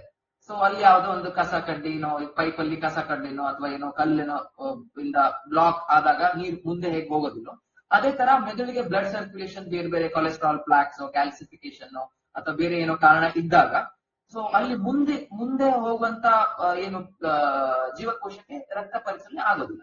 ಇದಕ್ಕೆ ಇಸ್ಚಿಮಿಕ್ ಸ್ಟ್ರೋಕ್ ಅಂತ ಹೇಳ್ತೀವಿ. ಇನ್ನೊಂದು ಹೆಮರೇಜಿಕ್ ಸ್ಟ್ರೋಕ್. ಹೆಮರೇಜಿಕ್ ಸ್ಟ್ರೋಕ್ ಅಂದ್ರೆ ಸಪೋಸ್ ಆ ರಕ್ತನಾಳನೇ ಒಡೆದೋಯ್ತು ಅಂತ ಇಟ್ಕೊಳ್ಳಿ. ಸೊ ಅವಾಗ ರಕ್ತ ಎಲ್ಲ ಹೊರಗೆ ಬರುತ್ತೆ. ಸೊ ಆ ನರ ಜೀವಕೋಶಕ್ಕೆ ರಕ್ತ ಸಪ್ಲೈ ಆಗೋದಿಲ್ಲ. ಸೊ ಇದನ್ನ ನಾವು ಹೆಮರೇಜಿಕ್ ಸ್ಟ್ರೋಕ್ ಅಂತ ಹೇಳ್ತೀವಿ. ಮೇನ್ಲಿ ಇದು ಹೊರತಾಗಿ ಬೇರೆ ಬೇರೆ ವೆರೈಟೀಸ್ ಇದಾವೆ. ಮೇನ್ಲಿ ನಾವು ಇಸ್ಚಿಮಿಕ್ ಸ್ಟ್ರೋಕ್ ಮತ್ತೆ ಹೆಮರೇಜಿಕ್ ಸ್ಟ್ರೋಕ್ ಅಂತ ಹೇಳ್ತೀವಿ. ಸೊ ಇಸ್ಚಿಮಿಕ್ ಸ್ಟ್ರೋಕ್ ಅಲ್ಲಿ ಈ ಗೋಲ್ಡನ್ ಅವರ್ ಅಥವಾ ವಿಂಡೋ ಪೀರಿಯಡ್ ಅಂತ ಹೇಳ್ತೀವಿ. ಇದು ಎಲ್ಲರಿಗೂ ಮೋಸ್ಟ್ ಇಂಪಾರ್ಟೆಂಟ್ ತಿಳ್ಕೊಳ್ಳುವಂತ ಅಂಶ ಅಂದ್ರೆ ಈ 4.5 ಅವರ್ಸ್ ಅಂದ್ರೆ 4.5 ಗಂಟೆ. ಇದು ಯಾವಾಗ ಸಿಂಪ್ಟಮ್ಸ್ ಸ್ಟಾರ್ಟ್ ಆಗಿ 4.5 ಗಂಟೆ ಒಳಗೆ ಕರೆಕ್ಟ್ ಆಸ್ಪತ್ರೆಯಲ್ಲಿ ನ್ಯೂರಾಲಜಿಸ್ಟ್ ಅನ್ನ ಭೇಟಿ ಆದ್ರೆ ಸೊ ಅದಕ್ಕೆ ಈಗ ವೆರಿ ಗುಡ್ ಟ್ರೀಟ್ಮೆಂಟ್ ಅವೈಲೇಬಲ್ ಇದೆ. ಥ್ರಾಂಬೋಲೈಸಿಸ್ ಅಂತ ಹೇಳ್ತೀವಿ, ಕೆಲವಷ್ಟು ಮೆಕ್ಯಾನಿಕಲ್ ಥ್ರಾಂಬೆಕ್ಟಮಿ ಅಂತ ಬೇರೆ ಬೇರೆ ಟ್ರೀಟ್ಮೆಂಟ್ ಆಪ್ಷನ್ಸ್ ಈಗ ಅವೈಲೇಬಲ್ ಇದೆ. ಇದರಿಂದ ಈ ಒಂದು 10 ವರ್ಷದ ಹಿಂದೆ ಅಥವಾ 15 ವರ್ಷದ ಹಿಂದೆ ಸಪೋಸ್ ಏನೋ ಸ್ಟ್ರೋಕ್ ಆಯ್ತು ಅಂತಂದ್ರೆ ಆಯ್ತು, ಅವನ ಲೈಫ್ ಮುಗೀತು ಅಂತ ಏನಾಗಿತ್ತು, ಲೈಫ್ ಲಾಂಗ್ ಪ್ಯಾರಾಲಿಸಿಸ್ ಆಗಿ ಅವನ್ ವೀಲ್ ಚೇರ್ ಅಥವಾ ಸ್ಟ್ರೆಚರ್ ಮೇಲೆ ಇರುವಂತದ್ದು, ಬೆಡ್ ರಿಡನ್ ಆಗಿ ಇರುವಂತ ನಮ್ಮೇನ್ ಕಲ್ಪನೆ ಏನಿದೆಯೋ ಸ್ಟ್ರೋಕ್ ಅಲ್ಲಿ, ಸೊ ಅದನ್ನ ಕಂಪ್ಲೀಟ್ಲಿ ಚೇಂಜ್ ಆಗಿದೆ ಓವರ್ ಲಾಸ್ಟ್ ಅರೌಂಡ್ 1 ಡಿಕೇಡ್ ಅಲ್ಲಿ. ಸೊ ಬೇರೆ ಬೇರೆ ಮೆಡಿಕೇಶನ್ಸ್ ಬಂದಿದಾವೆ. ಬಟ್ ಓನ್ಲಿ ಥಿಂಗ್ ಆ ಟೈಮ್ ಅಲ್ಲಿ ಬಂದ್ರೆ ಮಾತ್ರ ಅದನ್ನ ಆ ಮೆದುಳಿನ ಪಾರ್ಟ್ ಅನ್ನ ಬದುಕಿಸ್ಲಿಕ್ಕೆ ಸಾಧ್ಯ. ಇಲ್ಲ ಅಂತಂದ್ರೆ ವಿತ್ ಟೈಮ್ ಆ ಜೀವಕೋಶ ಒಂದ್ಸಲ ಡೆತ್ ಆಯ್ತು ಅಂತಂದ್ರೆ ಅವಾಗ ಕಷ್ಟ ಆಗುತ್ತೆ. ಸೊ ಆ timely action is very important. So ಈ ಸ್ಟ್ರೋಕ್ ಅನ್ನ ನಾವು ನೆನ್ಪಿಟ್ಕೊಳ್ಳಿಕ್ಕೆ ಹೇಗೆ, ನಾವು ಸ್ಟ್ರೋಕ್ ಅನ್ನ ಪತ್ತೆ ಹಚ್ಚೋದು ಹೇಗೆ? ಯಾಕಂತಂದ್ರೆ ಈ ಬೇರೆ ಎಲ್ಲ ಮೆಜಾರಿಟಿ ಕಾಯಿಲೆಯಲ್ಲಿ ಜ್ವರ ಬಂತು, ಥಂಡಿ ಆಯ್ತು, ಬೇರೆ ವಾಂತಿ ಆಯ್ತು, ಬೇದಿ ಆಯ್ತು, ಬೇರೆ ಯಾವ್ದೋ ಕಾಯಿಲೆಯಲ್ಲಿ ಇದ್ದಾಗ ಸಪೋಸ್ ಇವತ್ತು ನೀವು ಹೋಗ್ಲಿಕ್ಕೆ ಒಂದು 4 ತಾಸು ಲೇಟ್ ಆಯ್ತು ಅಥವಾ ಸ್ವಲ್ಪ ಸಿಂಪ್ಟಮ್ಸ್ ಇತ್ತು ಅಂದ್ರೆ ಏನೋ ಟ್ಯಾಬ್ಲೆಟ್ ಮನೇಲಿ ಏನೋ ತಗೊಂಡು ನಾಳೆ ಹೋದ್ರು ಮೇಜರ್ ಪ್ರಾಬ್ಲಮ್ ಆಗ್ಲಿಕ್ಕಿಲ್ಲ. ಬಟ್ ಸ್ಟ್ರೋಕ್ ಅಲ್ಲಿ ಆ ರೀತಿ ಅಲ್ಲ. ಸೊ ಏನಕ್ಕೆ ಅಂತಂದ್ರೆ ಬಿ ಫಾಸ್ಟ್ ಹೇಳೋ ನಿಮೋನಿಕ್ ಇಂದ ನಾವು ಈ ಸ್ಟ್ರೋಕ್ ಸಿಂಪ್ಟಮ್ಸ್ ಅನ್ನ ನೆನ್ಪಿಟ್ಕೋಬಹುದು. ಬಿ ಫಾರ್ ಬ್ಯಾಲೆನ್ಸ್ ಅಂತಂದ್ರೆ ಏನು? ಬ್ಯಾಲೆನ್ಸ್ ತಪ್ಪು ಹೋಗೋದು ಅಂದ್ರೆ ಸೊ ನಮ್ಮ ಚಲನೆ ನಡಿಬೇಕಿತ್ತಂತಂದ್ರೆ ಜೋಲಿ ಹೊಡೆದಂಗ ಆಗ್ಬೋದು. ಸೊ ಕೋಆರ್ಡಿನೇಷನ್, ನಾವು ಕೈಯಲ್ಲಿ ಒಂದ್ ರೀತಿ ಊಟ ಮಾಡ್ಬೇಕಿದ್ರೆ ಕೈಯಲ್ಲಿ ತಾಕತ್ ಇರ್ದಂಗ ಆಗ್ಬೋದು. ಈ ಅಂದ್ರೆ ಇ ಫಾರ್ ಐಸ್ ಅಂತಂದ್ರೆ ಐಸ್ ಅಲ್ಲಿ ನಾವು ವಿಷನ್, ನಾವ್ ಅಂದ್ರೆ ನೋಡ್ತೀವಿ, ನೋಟ. ಸೊ ಸಡನ್ಲಿ ಎಷ್ಟೊಂದು ಪೇಷಂಟ್ಸ್ ಬರ್ತಾರೆ. ಹೋದ ವಾರನೇ ಒಂದು ಪೇಷಂಟ್ ಬಂದಿತ್ತು. ಸೊ ಪೇಷಂಟ್ಗೆ 1 ವಾರದಿಂದ ಸಡನ್ಲಿ ಕಣ್ ಕಾಣಿಸ್ತಾ ಇಲ್ಲ. ಸೊ ಅವರು ಆಲ್ರೆಡಿ 1-2 ದಿವಸ ಬಿಟ್ಟು ಏನಕ್ಕೋ ಕಣ್ ಕಾಣಿಸ್ತಾ ಇಲ್ಲ ಅಂತ ಕಣ್ಣಿನ ಡಾಕ್ಟರ್ ತೋರಿಸಿರ್ತಾರೆ, ಬೇರೆ ಬೇರೆ ಡಾಕ್ಟರ್ ತೋರಿಸಿರ್ತಾರೆ. ಬಟ್ ಕಣ್ಣಿಂದ ಏನೂ ಪ್ರಾಬ್ಲಮ್ ಇರೋದಿಲ್ಲ. ಸೊ ಕಣ್ಣನ್ನ ಕಂಟ್ರೋಲ್ ಮಾಡುವಂತ ಮೆದುಳಿನ ಜಾಗದಲ್ಲಿ ಪ್ರಾಬ್ಲಮ್ ಆಗಿರುತ್ತೆ. ಸೊ ಅವಾಗ ಬ್ಲಡ್ ಸರ್ಕ್ಯುಲೇಷನ್ ಆ ಪಾರ್ಟಿಗೆ ಡ್ಯಾಮೇಜ್ ಆದಾಗ, ಕಡಿಮೆ ಆದಾಗ, ಸೊ ಸಡನ್ಲಿ ಕಣ್ಣು ಕಾಣೋದು ನಿಲ್ಬಹುದು, ಡಬಲ್ ಕಾಣೋದು ಕಾಣಬಹುದು, ಅಥವಾ ಕಿವಿ ಜಾಗದಲ್ಲಿ ಆದ್ರೆ ಕಿವಿ ಕೇಳಿಸೋದು ಕಡಿಮೆ ಆಗ್ಬೋದು.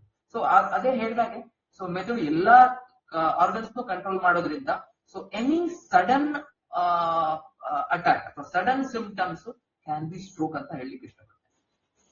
F, next coming F. F ಅಂದ್ರೆ ಫೇಸ್ ಅಲ್ಲಿ ಏನಾಗುತ್ತೆ, ಮುಖದಲ್ಲಿ ಒಂದು ವಾರೆ ಆಗ್ಬೋದು. ಸೊ ಒಂದು ಅಥವಾ ನಗಬೇಕಿದ್ರೆ ಒಂದ್ ಕಡೆ ಕರೆಕ್ಟ್ ಆಗಿ ನಗು ಬರುತ್ತೆ, ಇನ್ನೊಂದ್ ಕಡೆ ಕರೆಕ್ಟ್ ಆಗಿ ಬರದೇ ಇರ್ಬೋದು, ಕಣ್ಣು ಮುಚ್ಲಿಕ್ಕೆ ಆಗದೆ ಇರ್ಬೋದು ಸಡನ್ಲಿ. ಓಕೆ, ಅಥವಾ ಎ ಫಾರ್ ಆರ್ಮ್ಸ್, ಅಥವಾ ಅಂದ್ರೆ ಕೈಯಲ್ಲಿ ಶಕ್ತಿ ಕಡಿಮೆ ಆಗ್ಬೋದು, ಕಾಲಲ್ಲಿ ಶಕ್ತಿ ಕಡಿಮೆ ಆಗ್ಬೋದು, ಅಥವಾ ಜೋಮ್ ಹಿಡಿಬೋದು, ಸಡನ್ಲಿ ಜೋಮ್ ಹಿಡಿಬೋದು, ಸೆನ್ಸೇಷನ್ ಕಡಿಮೆ ಆಗ್ಬೋದು, ಸ್ಪರ್ಶಜ್ಞಾನ ಕಡಿಮೆ ಆಗ್ಬೋದು. ಇದೆಲ್ಲದು ಸ್ಟ್ರೋಕ್ ಇನ್ ಸಿಂಪ್ಟಮ್ಸ್ ಆಗಿರ್ಬೋದು. ಅಥವಾ next coming to S. S ಅಂತಂದ್ರೆ ಸ್ಪೀಚ್, ಅಂದ್ರೆ ಸಡನ್ಲಿ ಬಾಯಿ ತೊದಲುದಿರ್ಬೋದು, ಅಥವಾ ಮಾತಾಡ್ಲಿಕ್ಕೆ ಆಗ್ದೇನೆ ಇರ್ಬೋದು. ಇನ್ನು ಕೆಲವೊಮ್ಮೆ ಕೆಲವಷ್ಟು ನಾವು ಮೆದುಳಿನ ಕಂಡೀಷನ್ಸ್ ಅಲ್ಲಿ ಏನೋ ಕೇಳಿದ್ರೆ ಏನೋ ಮಾತಾಡ್ತಾ ಇರ್ತಾರೆ, ಅಂದ್ರೆ ಕನ್ಫ್ಯೂಸ್. ಅಂದ್ರೆ ಮೆದುಳಿನಲ್ಲಿ ನಾವು ಏನ್ ಮಾತಾಡ್ತಾ ಇದೀವಿ ಅಥವಾ ಬೇರೆಯವ್ರು ಏನ್ ಮಾತಾಡ್ತಾ ಇದಾರೆ ಹೇಳೋ ಒಂದು ಅನಲೈಸ್ ಮಾಡುವಂತ ಜಾಗದಲ್ಲಿ ಪ್ರಾಬ್ಲಮ್ ಆಗ್ತಂತಂದ್ರೆ ಸೊ ಇದೆಲ್ಲದ ಲ್ಯಾಂಗ್ವೇಜ್, ಮಾತಾಡ್ಲಿಕ್ಕೆ ಎಲ್ಲದಕ್ಕೂ ಪ್ರಾಬ್ಲಮ್ ಆಗುತ್ತೆ.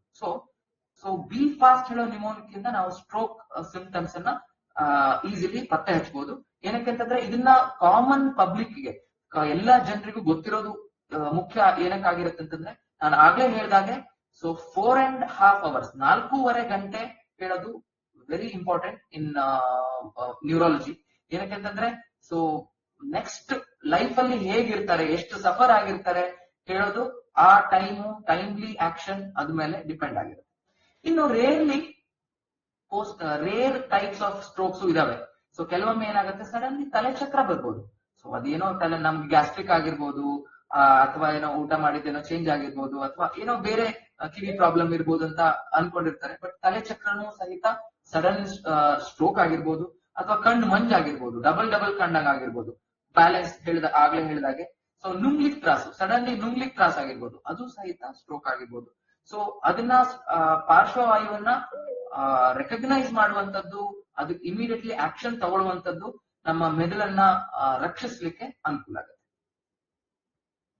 ಸೊ ಈಗ ನಾನು ಅದೇ ಹೇಳಿದಾಗೆ ಸತ್ಯ ಮತ್ತೆ ಮಿಥ್ಯೆ ಅಂದ್ರೆ ನಂಬಿಕೆ ಅಂದ್ರೆ ನಾರ್ಮಲ್ ಸತ್ಯ ಮತ್ತೆ ಅಪನಂಬಿಕೆ ಏನು ಈ ಪಾರ್ಶ್ವವಾಯುದಲ್ಲಿ ಅಥವಾ ಸ್ಟ್ರೋಕ್ ಅಲ್ಲಿ. ಮೋಸ್ಟ್ ಇಂಪಾರ್ಟೆಂಟ್ ಅಥವಾ ಕಾಮನ್ ಮಿಸ್ಟೇಕ್ ಜನರಲ್ಲಿ ಅಥವಾ ಭಾವನೆ ಏನಂತಂದ್ರೆ ಸ್ಟ್ರೋಕ್ ಜನರಲಿ ಎಲ್ಡರ್ಲಿಗೆ ಆಗುತ್ತೆ, ಜನರಲಿ ದೊಡ್ಡವರಿಗೆ ಆಗುತ್ತೆ. More than 60 years, more than 70 years, 60-70 ವರ್ಷದ ನಂತರ ಮಾತ್ರ ಆಗುತ್ತೆ. ಬಟ್ ಆಕ್ಚುಲಿ ಹಾಗಲ್ಲ. ಸೊ ಯಂಗ್ ಆನ್ಸೆಟ್ ಸ್ಟ್ರೋಕ್ ಹೇಳುವಂತದ್ದು ಈಗಿನ ಫ್ಯೂ ಡಿಕೇಡ್ಸ್ ಅಲ್ಲಿ ಜಾಸ್ತಿ ನಾವು ನೋಡ್ತಾ ಇದ್ವಿ. ಅವ್ರ ಲೈಫ್ ಸ್ಟೈಲ್ ಇರ್ಬೋದು. ಮುಂಚೆ ಎಲ್ಲ ಅಂದ್ರೆ ಈಗ ಎಲ್ಲ ಬೇರೆ ಆಕ್ಟಿವ್ ಆಗಿದ್ರು, ಈಗ ಸೆಡೆಂಟರಿ ಲೈಫ್ ಸ್ಟೈಲ್ ಇರುತ್ತೆ, ಎಲ್ಲ ಕುತ್ಕೊಂಡೇ ಇರ್ತಾರೆ, ಬೊಜ್ಜು ಇರುತ್ತೆ. ಅಥವಾ ಬ್ಯಾಡ್ ಹ್ಯಾಬಿಟ್ಸ್ ಏನಾದ್ರು ಇತ್ತಂದ್ರೆ ಸ್ಮೋಕಿಂಗ್ ಇರ್ಬೋದು, ಡ್ರಿಂಕ್ಸ್ ಇರ್ಬೋದು, ಕೊಲೆಸ್ಟ್ರಾಲ್ ಇರ್ಬೋದು, ಅಥವಾ ಕೆಲವಷ್ಟು ಜೆನೆಟಿಕ್ ಫ್ಯಾಕ್ಟರ್ಸ್ ಇರ್ಬೋದು. ಬೇರೆ ಕಾರಣದಿಂದ ಸೊ ನಾವು ಯಂಗ್ ಆನ್ಸೆಟ್ ಸ್ಟ್ರೋಕ್ ಅಂದ್ರೆ ಹೋದ್ ತಿಂಗಳಷ್ಟೇ ನಾನು ನೋಡಿದೆ, ಈವನ್ 26 ವರ್ಷದ ಒಬ್ಬನಿಗೆ ಯಂಗ್ ಆನ್ಸೆಟ್ ಸ್ಟ್ರೋಕ್ ಇತ್ತು. ಬಟ್ ಅಂದ್ರೆ ನಾವು ಆ ಟೈಮ್ಲಿ ಬಂದದ್ದು ರೆಕಗ್ನೈಸ್ ಮಾಡಿದ್ದಕ್ಕೆ, ಅದು ಟೈಮ್ಲಿ ಬಂದಿರೋದಕ್ಕೆ ಅದಕ್ಕೆ ಮೆಡಿಕೇಶನ್ ಕೊಟ್ಟು ಕಂಪ್ಲೀಟ್ಲಿ ಆಲ್ಮೋಸ್ಟ್ ನಾರ್ಮಲ್ ಆಗಿ ಹೋದ್ರು. ಸೊ ಅವರಲ್ಲಿ ಯಂಗ್ ಆನ್ಸೆಟ್ ಸ್ಟ್ರೋಕ್ ಅಲ್ಲಿ ಅಥವಾ ಚಿಕ್ಕ ವಯಸ್ಸಲ್ಲಿ ಬರುವಂತಹ ಸ್ಟ್ರೋಕ್ ಗಳ ಕಾರಣ ಮತ್ತೆ ದೊಡ್ಡವರಲ್ಲಿ ಬರುವಂತ ಕಾರಣಗಳು ಬೇರೆ ಆಗಿರ್ಬೋದು. ಬಟ್ ಟ್ರೀಟ್ಮೆಂಟ್ ಅಲ್ಲಿ ನಾವು ಅದನ್ನೆಲ್ಲದನ್ನೂ ಕನ್ಸಿಡರ್ ಮಾಡಿ ನೆಕ್ಸ್ಟ್ ಟ್ರೀಟ್ಮೆಂಟ್ ಅನ್ನ ಡಿಸೈಡ್ ಮಾಡ್ಬೇಕಾಗುತ್ತೆ. ಇನ್ನೊಂದು ಅಪನಂಬಿಕೆ ಅಂತಂದ್ರೆ ಏನೋ ಸ್ವಲ್ಪ ಬಾಯಿ ಕದಲ್ದಂಗ ಆಗ್ತಾ ಇದೆ, ಯಾಕೋ ತಲೆ ಚಕ್ರ ಬರ್ತಾ ಇದೆ, ಇವತ್ತು ಸಂಜೆ 10 ಗಂಟೆಯಿಂದ ಆಗ್ತಾ ಇದೆ, ನೋಡೋಣ ನಾಳೆ ಕಡಿಮೆ ಆಗಿಲ್ಲ ಅಂತಂದ್ರೆ ಒಂದು ಟ್ಯಾಬ್ಲೆಟ್ ತಗೊಂಡಿರ್ತೀನಿ, ಮೋಸ್ಟ್ಲಿ ಜ್ವರ ಸುಸ್ತಾದಂಗಿದೆ, ಟ್ರಾವೆಲ್ ಮಾಡಿದೀನಿ, ಕಡಿಮೆ ಆಗಿಲ್ಲ ಅಂದ್ರೆ ನಾಳೆ ಆಸ್ಪತ್ರೆಗೆ ಹೋಗೋಣ. ಸೊ ಇದನ್ನ ಡೆಫಿನೆಟ್ಲಿ ಯಾವಾಗ್ಲೂ ಮಾಡಬಾರ್ದು. Because stroke is always an emergency. Stroke ಒಂದು ಎಮರ್ಜೆನ್ಸಿ ಅಲ್ಲ ಅಂತಲ್ಲ, definitely it is a medical and neurological emergency. So ಆದ ಕೂಡಲೇ ಟ್ರೀಟ್ಮೆಂಟ್ ಪ್ರಾಪರ್ಲಿ ತಗೊಂಡ್ರೆ ಅದರ ಔಟ್ಕಮ್ ಬೆಟರ್ ಇರುತ್ತೆ. ಇನ್ನೊಂದು ಕಾಮನ್ ಅಪನಂಬಿಕೆ ಮಿಥ್ಯೆ ಅಂತಂದ್ರೆ ಓಕೆ ಸ್ಟ್ರೋಕ್ ಆಗೋಯ್ತು, ಓಕೆ ಇನ್ನು ಏನು ಮಾಡಕ್ಕಾಗಲ್ಲ, ಸ್ಟ್ರೋಕ್ ಆದ್ಮೇಲೆ ಮುಗಿತು, ಲೈಫ್ ಲಾಂಗ್ ಪೇಷಂಟ್ ಅದೇ ರೀತಿ ಇರ್ಬೇಕು. ಎಸ್, ಮೇ ಬಿ 10 ವರ್ಷದ ಹಿಂದೆ 15 ವರ್ಷದ ಹಿಂದೆ ಇದೇನೋ ಫ್ಯಾಕ್ಟ್ ಆಗಿತ್ತಿರ್ಬೋದು. ಬಟ್ ಈಗ ತುಂಬಾ ಮೆಡಿಕೇಶನ್ಸ್ ಬಂದಿದ್ವೆ. ಸ್ಟ್ರೋಕ್ ಮೆಡಿಸಿನ್ ಅಲ್ಲಿ ಡೇ ಬೈ ಡೇ ಹೊಸ ಹೊಸ ಆವಿಷ್ಕಾರಗಳಾಗ್ತಾ ಇದಾವೆ. ಸೊ ಈಗ ಥ್ರಾಂಬೋಲೈಸಿಸ್, ಮೆಕ್ಯಾನಿಕಲ್ ಥ್ರಾಂಬೆಕ್ಟಮಿ ಅಂತ ಬೇರೆ ಬೇರೆ ಟ್ರೀಟ್ಮೆಂಟ್ ಆಪ್ಷನ್ಸ್ ಅವೈಲೇಬಲ್ ಇದೆ. ಸೊ ಇಮಿಡಿಯೇಟ್ಲಿ ಟ್ರೀಟ್ಮೆಂಟ್ ತಗೊಂಡ್ರೆ ಆ ಸಿಂಪ್ಟಮ್ಸ್ ಅನ್ನ ಸಿಗ್ನಿಫಿಕೆಂಟ್ಲಿ ರಿವರ್ಸ್ ಮಾಡ್ಲಿಕ್ಕೆ ಅನುಕೂಲ ಆಗತ್ತೆ, ಅಥವಾ ಅಟ್ ಲೀಸ್ಟ್ ಇನ್ನೂ ಪ್ರೋಗ್ರೆಷನ್, ಸ್ಟ್ರೋಕ್ ಇನ್ ಇವಾಲ್ಯೂಷನ್ ಅಂತ ಹೇಳ್ತೀವಿ, ಪ್ರೋಗ್ರೆಸ್ ಆಗೋದನ್ನ ತಡೆಗಟ್ಟಲಿಕ್ಕೆ ಅನುಕೂಲ ಆಗುತ್ತೆ. ಸೊ ಅದಕ್ಕೋಸ್ಕರ ಸ್ಟ್ರೋಕ್ ಅನ್ನ ಅಂದ್ರೆ ಏನು ಮಾಡ್ಲಿಕ್ಕೆ ಆಗೋದಿಲ್ಲ ಅಂತ ಹೇಳೋದು ಡೆಫಿನೆಟ್ಲಿ ಒಂದು ಮಿಥ್ಯೆ.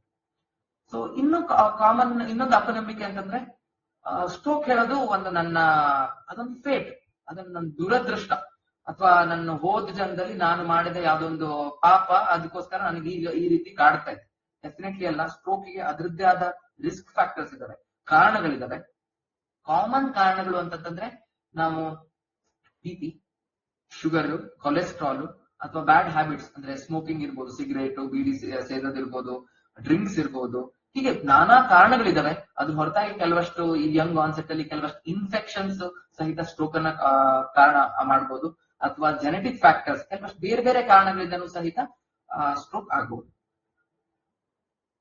ಸೊ ಈ ಗೋಲ್ಡನ್ ಅವರ್ ಟ್ರೀಟ್ಮೆಂಟ್ ಆಗ್ಲೇ ಹೇಳಿದಾಗೆ, ಸೊ ಥ್ರಾಂಬೋಲೈಸಿಸ್ 4.5 hours ಅಲ್ಲಿ ಬಂದ್ರೆ ಅದಕ್ಕೆ ಟ್ರೀಟ್ಮೆಂಟ್ ಮಾಡೋದ್ರಿಂದ ಸಿಗ್ನಿಫಿಕೆಂಟ್ಲಿ ವ್ಯಕ್ತಿಯಲ್ಲಿ ಬದಲಾವಣೆಗಳಾಗಬಹುದು. ಸೊ ಅಟ್ ಲೀಸ್ಟ್ ಆ ಸ್ಟ್ರೋಕ್ ಅನ್ನ ಯಾಕಂದ್ರೆ ಇನ್ನೂ ಕೆಲವಷ್ಟು ದಿವಸದಲ್ಲಿ ಇದು ಮತ್ತು ಪ್ರೋಗ್ರೆಸ್ ಆಗ್ಬೋದು.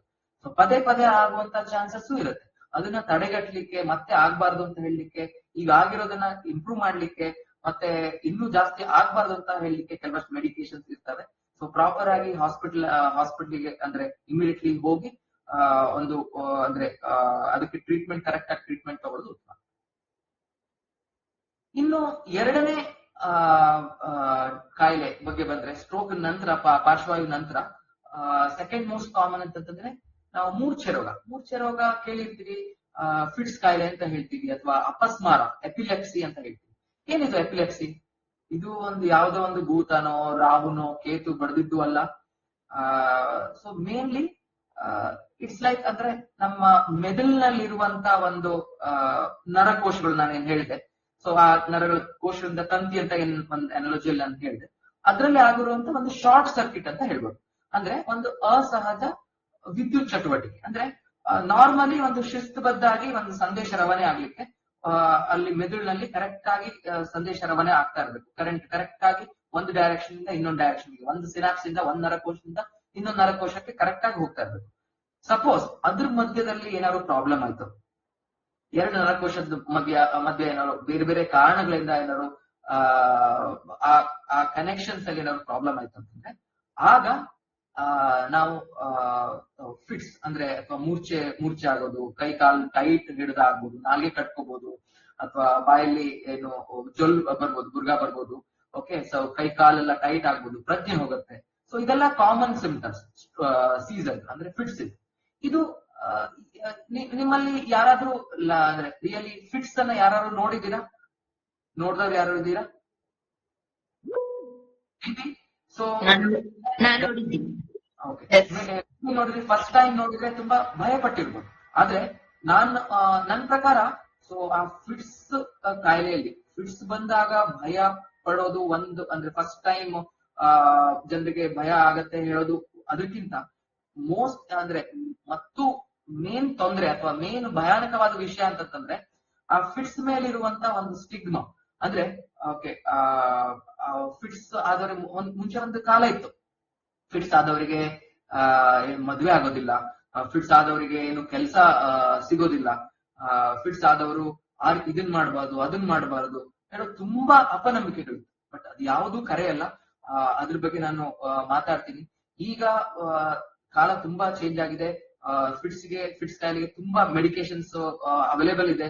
ಸೊ ಕರೆಕ್ಟ್ ಆಗಿ ಅದನ್ನ ಅಂದ್ರೆ ಕೆಲವಷ್ಟು ಟೆಸ್ಟ್ ಇರ್ತವೆ. ನಾವು ಹೇಗೆ ECG ಹಾರ್ಟಿಂಗ್ ಮಾಡ್ತೀವೋ ಹಾಗೆ EEG ಅಂತ ಅಂದ್ರೆ ಇಲೆಕ್ಟ್ರೋ ಎನ್ಸೆಫೆಲೋಗ್ರಫಿ ಅಂತ ಮಾಡ್ಲಿಕ್ಕೆ ಬರ್ತದೆ. ಅದ್ರ ಪ್ರಕಾರ ಮೆದುಳಿನ ಯಾವ ಭಾಗದಲ್ಲಿ ಫಿಟ್ಸ್ ಬರ್ತಾ ಇದೆ, ಯಾವ ತರ ಫಿಟ್ಸ್ ಅಲ್ಲಿ ನಾನಾ ತರ ಫಿಟ್ಸ್ ಇರ್ತವೆ. ಕೆಲವಷ್ಟು ಜನರಿಗೆ ಸೊ ಕಾಮನ್ಲಿ ನೋಡಿರುವಂತ ಮೇಜರ್ ಫಿಟ್ಸ್ ಅಂದ್ರೆ ಜನರಲೈಸ್ ಸೀಸನ್ ಅಂತ ಹೇಳ್ತೀವಿ, ಬಾಡಿ ಎಲ್ಲ ಕೈ ಶೇಕ್ ಆಗುವಂತದ್ದು, ಪ್ರಜ್ಞೆ ಹೋಗೋದೆಲ್ಲ ಆಗೋದು. ಇನ್ನು ಕೆಲವಷ್ಟು ಜನರಿಗೆ ಜಸ್ಟ್ ಸೈಲೆಂಟ್ ಆಗ್ಬಿಡುದು. ಈಗ ಮೊನ್ನೆ ಅಷ್ಟೇ ಒಂದು ಚಿಕ್ಕ ಬಾಲಕ ಬಂದಿದ್ದ, ಒಂದು 5 ವರ್ಷದ ಬಾಲಕ ನನ್ನ OPD ಬಂದಿದ್ದ. ಸೊ ಪೇರೆಂಟ್ಸ್ ಕಂಪ್ಲೇಂಟ್ಸ್ ಅಂತ ಏನಂತಂದ್ರೆ ಮಗು ಶಾಲೆಯಲ್ಲಿ ಚೆನ್ನಾಗಿ ಓದ್ತಾ ಇಲ್ಲ, ಕಾನ್ಸಂಟ್ರೇಷನ್ ಕೊಡ್ತಾ ಇಲ್ಲ, ಓದ್ಲಿಕ್ಕೆ ಚೆನ್ನಾಗಿ ಮಾಡ್ತಾ ಇಲ್ಲ, ಪರೀಕ್ಷೆಯಲ್ಲಿ ಯಾವ್ದು ಟೀಚರ್ಸ್ ಎಲ್ಲ ಬೈತಾ ಇದ್ದಾರೆ, ಏನು ಚೆನ್ನಾಗಿ ಓದ್ತಾ ಇಲ್ಲ, ಕಾನ್ಸಂಟ್ರೇಷನ್ ಕೊಡ್ತಾ ಇಲ್ಲ, ಮಲಗ್ತಾನೆ, ಆ ರೀತಿ ಹೇಳಿ ಕಂಪ್ಲೇಂಟ್ಸ್ ಬರ್ತಾ ಇತ್ತು. ಬಟ್ ಅವ್ರಿಗೆ ಆಕ್ಚುಲಿ ಇದ್ದಿದ್ದು ಅಬ್ಸೆಂಟ್ ಸೀಸರ್ ಅಂತ. ಅಂದ್ರೆ ಸೊ ಆ ಒಂದು ಕೆಲವಷ್ಟೇ ಸೆಕೆಂಡ್ಸ್, ಕೆಲವಷ್ಟೇ ಒಂದು ನಿಮಿಷದ ಒಳಗೆ ಪದೇ ಪದೇ ಪದೇ ಪದೇ ಅವನಿಗೆ ಮೆದುಳಲ್ಲಿ ಫಿಟ್ಸ್ ಆಕ್ಟಿವಿಟಿ ಬರ್ತಾ ಇತ್ತು. ಸೊ ಅಂದ್ರೆ ಫಿಟ್ಸ್ ಯಾರಿಗೆ ಬರ್ಬೋದು? ಸೊ ಡೇ 1 ಅಂದ್ರೆ ಹುಟ್ಟಿದ ಮಗು ಇಂದ ಹಿಡಿದು 100 ವರ್ಷ ಆಗೋವರೆಗೂ ಸಹಿತ ಯಾರಿಗೂ ಸಹಿತ ಬರ್ಬೋದು, ಬೇರೆ ಬೇರೆ ಕಾರಣದಿಂದ ಬರ್ಬೋದು. ಸೊ ಫೋಕಲ್ ಸೀಸರ್ ಅಲ್ಲಿ ಜಸ್ಟ್ ಸೈಲೆಂಟ್ ಆಗ್ಬಿಡ್ಬೋದು, ಅಥವಾ ಲಿಪ್ಸ್ ಮ್ಯಾಕಿಂಗ್ ಅಂತ ಹೇಳ್ತೀವಿ, ಅಂದ್ರೆ ತುಟಿ ಹಿಂಗ್ ಮಾಡ್ಬೋದು ಇರ್ಬೋದು, ಅಥವಾ ಹುಬ್ಬನ್ನ ಜಸ್ಟ್ ಮೇಲ್ ಇರ್ಬೋದು. ಆ ಟೈಮ್ ಅಲ್ಲಿ ಮಾತಾಡಿದ್ರೆ ಮಾತಾಡೋದಿಲ್ಲ, ಏನು ರೆಸ್ಪಾನ್ಸ್ ಮಾಡದೆ ಇರ್ಬೋದು. ಇನ್ನು ಕೆಲವಷ್ಟು ವೆರಿ ರೇರ್ ಸೀಸರ್ಸ್ ಇದಾವೆ. ರಿಫ್ಲೆಕ್ಸ್ ಎಪಿಲೆಪ್ಸಿ ಅಂತಂದ್ರೆ ಈಟಿಂಗ್ ಎಪಿಲೆಪ್ಸಿ ಅಂತ ಇದೆ. ಅದೆಲ್ಲ rare types of epilepsy. Just ಊಟ ಮಾಡ್ತಾ ಇರ್ಬೇಕಿದ್ರೆ ಮಾತ್ರ ಫಿಟ್ಸ್ ಬರುವಂತದ್ದು. ಇನ್ನು ಹಾಟ್ ವಾಟರ್ ಎಪಿಲೆಪ್ಸಿ ಅಂತ ಇದೆ. ಬಿಸಿ ನೀರು ತಲೆ ಸ್ನಾನ ಮಾಡುವಂತ ಆ ಟೈಮಲ್ಲಿ ಮಾತ್ರ ಫಿಟ್ಸ್ ಬರುವಂತ ಚಾನ್ಸ್ ಇದೆ. ಅಥವಾ ಇನ್ನು ಮ್ಯೂಸಿಕೋಜೆನಿಕ್ ಎಪಿಲೆಪ್ಸಿ ಅಂತಾನೂ ಇದೆ. ಅಂತಂದ್ರೆ ಒಂದು ಫ್ರೀಕ್ವೆನ್ಸಿ, ಒಂದು ಮ್ಯೂಸಿಕ್ ಅಥವಾ ಒಂದು ವೇವ್ ಲೆಂತ್, ಒಂದು ಫ್ರೀಕ್ವೆನ್ಸಿ ಟೋನ್ ಬಂದಾಗ ಮಾತ್ರ ಬ್ರೈನ್ ಅಲ್ಲಿ ಒಂದು ಜಾಗದಲ್ಲಿ ಒಂದು ಹೆಪ್ಸಾಯ್ಡ್ ವೇದಲ್ಲಿ ಶಾರ್ಟ್ ಸರ್ಕ್ಯೂಟ್ ತರ ಆಗಿ ಆಗ ಫಿಟ್ಸ್ ಬರುವಂತ ಕಾಯಿಲೆಗಳು, ರೇರ್ ಎಪಿಲೆಪ್ಸಿ ಸಿಂಡ್ರೋಮ್ಸ್, ಅದು ಎಲ್ಲದೂ ಇದಾವೆ. ಸೊ ಡಯಾಗ್ನೋಸಿಸ್, ಪ್ರಾಪರ್ ಡಯಾಗ್ನೋಸಿಸ್ ತುಂಬಾ ಇಂಪಾರ್ಟೆಂಟ್ ಆಗಿರುತ್ತೆ. ಅದಕ್ಕೆ ನಾವು ಬೇರೆ ಬೇರೆ ಇಜಿ ಅಂತ ಮಾಡ್ತೀವಿ, ಸ್ಕ್ಯಾನಿಂಗ್ ಮಾಡ್ಬೋದು, ಬೇರೆ ಬೇರೆ ಟೆಸ್ಟ್ ಎಲ್ಲ ಮಾಡ್ಬೋದು. So stigma hurts more than seizures. ಆಗ್ಲೇ ಹೇಳಿದಾಗೆ ಪರ್ಸೆ ಫಿಟ್ಸ್ ಇಂದ 90 to 95% ಜೀವ ಹಾನಿ ಆಗೋದಿಲ್ಲ. ಅನ್ಲೆಸ್ ಪದೇ ಪದೇ ಫಿಟ್ಸ್ ಬರ್ತಾ ಇದೆ, ಒಬ್ಬೊಬ್ಬರಿಗೆ ಸ್ಟೇಟಸ್ ಎಪಿಲೆಪ್ಟಿಕಸ್ ಅಂತ ಹೇಳ್ತೀವಿ, ಪದೇ ಪದೇ ಫಿಟ್ಸ್ ಬರ್ತಾ ಇರ್ತದೆ, ಅದು ಬೇರೆ ಮಾತು. ಇಲ್ಲ ಅಂತಂತಂದ್ರೆ ಪರ್ಸೆ ಫಿಟ್ಸ್ ಅಲ್ಲಿ ಪ್ರಾಬ್ಲಮ್ ಆಗೋದಿಲ್ಲ. ಬಟ್ ಅದ್ರ ಫಿಟ್ಸ್ ನ ಜೊತೆಗಿರುವಂತ ಒಂದು ಮನಸ್ಸಿನ ಮೇಲೆ ಉಂಟಾಗುವಂತ ಒಂದು ಪ್ರಭಾವ ಇರುತ್ತಲ್ಲ, ಸೊ ಅವ್ರ ಮೇಲೆ, ಸೊ ಅದು ತುಂಬಾ ಹರ್ಟ್ ಮಾಡುತ್ತೆ. ಸೊ ಬೇರೆ ಬೇರೆ ಅದರಿಂದ ನಿರುದ್ಯೋಗ ಆಗ್ಬೋದು, ಅದರಿಂದ ಎಷ್ಟು ಡಿಸಬಿಲಿಟಿ ಆಗ್ಬೋದು. ಸೊ ಅದ್ರ ಬಗ್ಗೆ ತಿಳ್ಕೊಳ್ಳೋದು ತುಂಬಾ ಇಂಪಾರ್ಟೆಂಟ್ ಆಗಿರುತ್ತೆ. ಸೊ ಮೋಸ್ಟ್ ಕಾಮನ್ ಮಿತ್ ಅಂತಂದ್ರೆ ಫಿಟ್ಸ್ ಹೇಳೋದು ಒಂದು ಮಾನಸಿಕ ಕಾಯಿಲೆ. ಅದೇನೋ ಯಾವ್ದೋ ಒಂದು ಭೂತನೋ ದೆವ್ವನೋ ಅಥವಾ ಏನೋ ಹಿಡಿದಿದೆ, ಅದೇನು ಅಲ್ಲ. So it's a neurological disorder. ಇದು ಮೆದುಳಲ್ಲಿ ಆಗುವಂತ ಒಂದು ಶಾರ್ಟ್ ಸರ್ಕ್ಯೂಟ್. ಇನ್ನೊಂದು ಕಾಮನ್ ಮಿತ್ ಅಂತಂದ್ರೆ ಅಪನಂಬಿಕೆ ಅಂತಂದ್ರೆ ಫಿಟ್ಸ್ ಬಂದವರು, ಫಿಟ್ಸ್ ಕಾಯಿಲೆ ಇದ್ದವರು ಮದುವೆ ಆಗಕ್ ಸಾಧ್ಯ ಇಲ್ಲ, ಅಥವಾ ಕೆಲಸ ಮಾಡಕ್ ಸಾಧ್ಯ ಇಲ್ಲ, ಕೆಲಸ ಮಾಡಬಾರ್ದು. ಆ ರೀತಿ ಏನೂ ಇಲ್ಲ. ಸೊ ಇನ್ಕ್ಲೂಡಿಂಗ್ ಈಗ ಎಷ್ಟೊಂದು ಫಿಟ್ಸ್ ಕಾಯಿಲೆ ಇರೋರು ಈಗ ಇಂಜಿನಿಯರ್ಸ್ ಆಗ್ತಾರೆ, ಡಾಕ್ಟರ್ಸ್ ಆಗ್ತಾರೆ, ಬೇರೆ ಬೇರೆ IAS ಆಫೀಸರ್ ಆಗ್ತಾರೆ. ನನ್ನ ಜೂನಿಯರ್ ಒಬ್ಬನು is a gastroenterologist, epilepsy patient. So proper ಆಗಿ ಡಯಾಗ್ನೋಸ್ ಆಗಿ ಪ್ರಾಪರ್ ಟ್ರೀಟ್ಮೆಂಟ್ ತಗೊಳ್ಳೋದ್ರಿಂದ ಆಲ್ಮೋಸ್ಟ್ ನಾರ್ಮಲ್ ಲೈಫ್ ಅನ್ನ ಲೀಡ್ ಮಾಡ್ಬೋದು. ಸೊ ಇನ್ನು ನೆಕ್ಸ್ಟ್ ಕಾಮನ್ ಮಿತ್ ಅಂತಂದ್ರೆ ಎಲ್ಲರೂ ಮಾಡಿರ್ತಾರೆ, ಆಲ್ಮೋಸ್ಟ್ 80% ಜನ ಫಿಟ್ಸ್ ಬಂದಾಗ ಈ ರೀತಿ ಮಾಡ್ತಾರೆ. ಫಿಟ್ಸ್ ಬಂದಾಗ ಚಾಬಿ ಕೊಡ್ತಾರೋ ಅಥವಾ ಕಬ್ಬಣದ ಏನೋ ಕೊಡ್ತಾರೆ, ಇನ್ನೊಬ್ಬೊಬ್ರು ಬಾಯಲ್ಲೇ ಚಾಬಿ ಇಟ್ಟು ಇದೆಲ್ಲ ಅಂದ್ರೆ ಕೆಲವೊಮ್ಮೆ ವೆರಿ ಡೇಂಜರಸ್ ಆಗ್ತದೆ.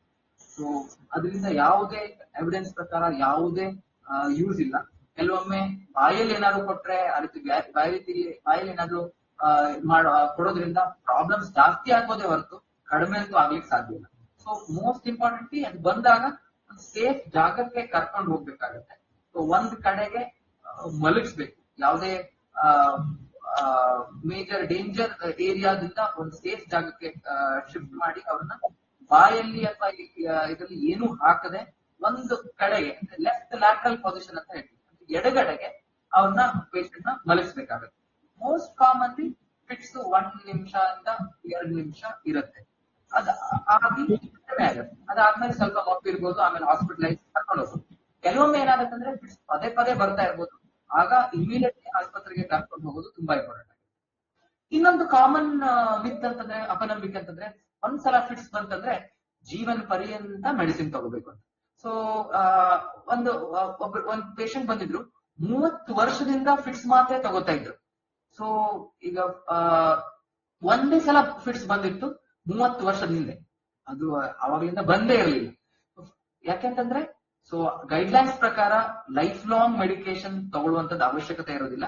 ಫಿಟ್ಸ್ ಅಲ್ಲೇ ಯಾವ ರೀತಿ ಫಿಟ್ಸ್ ಎಷ್ಟು ಸಲ ಬರ್ತಾ ಇದೆ, ಇಜಿ ಫೈಂಡಿಂಗ್ ಹೇಗಿದೆ, ಇಮೇಜಿಂಗ್ ಫೈಂಡಿಂಗ್ ಹೇಗಿದೆ ಹೇಳೋದ್ರ ಪ್ರಕಾರ ನಾವು ಫಿಟ್ಸ್ ನ ಮೆಡಿಕೇಶನ್ ಡ್ಯೂರೇಷನ್ ಟೈಪ್ ಅದೆಲ್ಲ ಚೇಂಜ್ ಆಗಿರುತ್ತೆ. So proper neurologist supervision important ಆಗಿರುತ್ತೆ. ಇನ್ನು ನೆಕ್ಸ್ಟ್ ಕಾಯಿಲೆ ಬಗ್ಗೆ ಹೇಳೋದಾದ್ರೆ ಪಾರ್ಕಿನ್ಸನ್ಸ್ ಡಿಸೀಸ್, ಕೈಕಾಲ್ ನಡುಕ.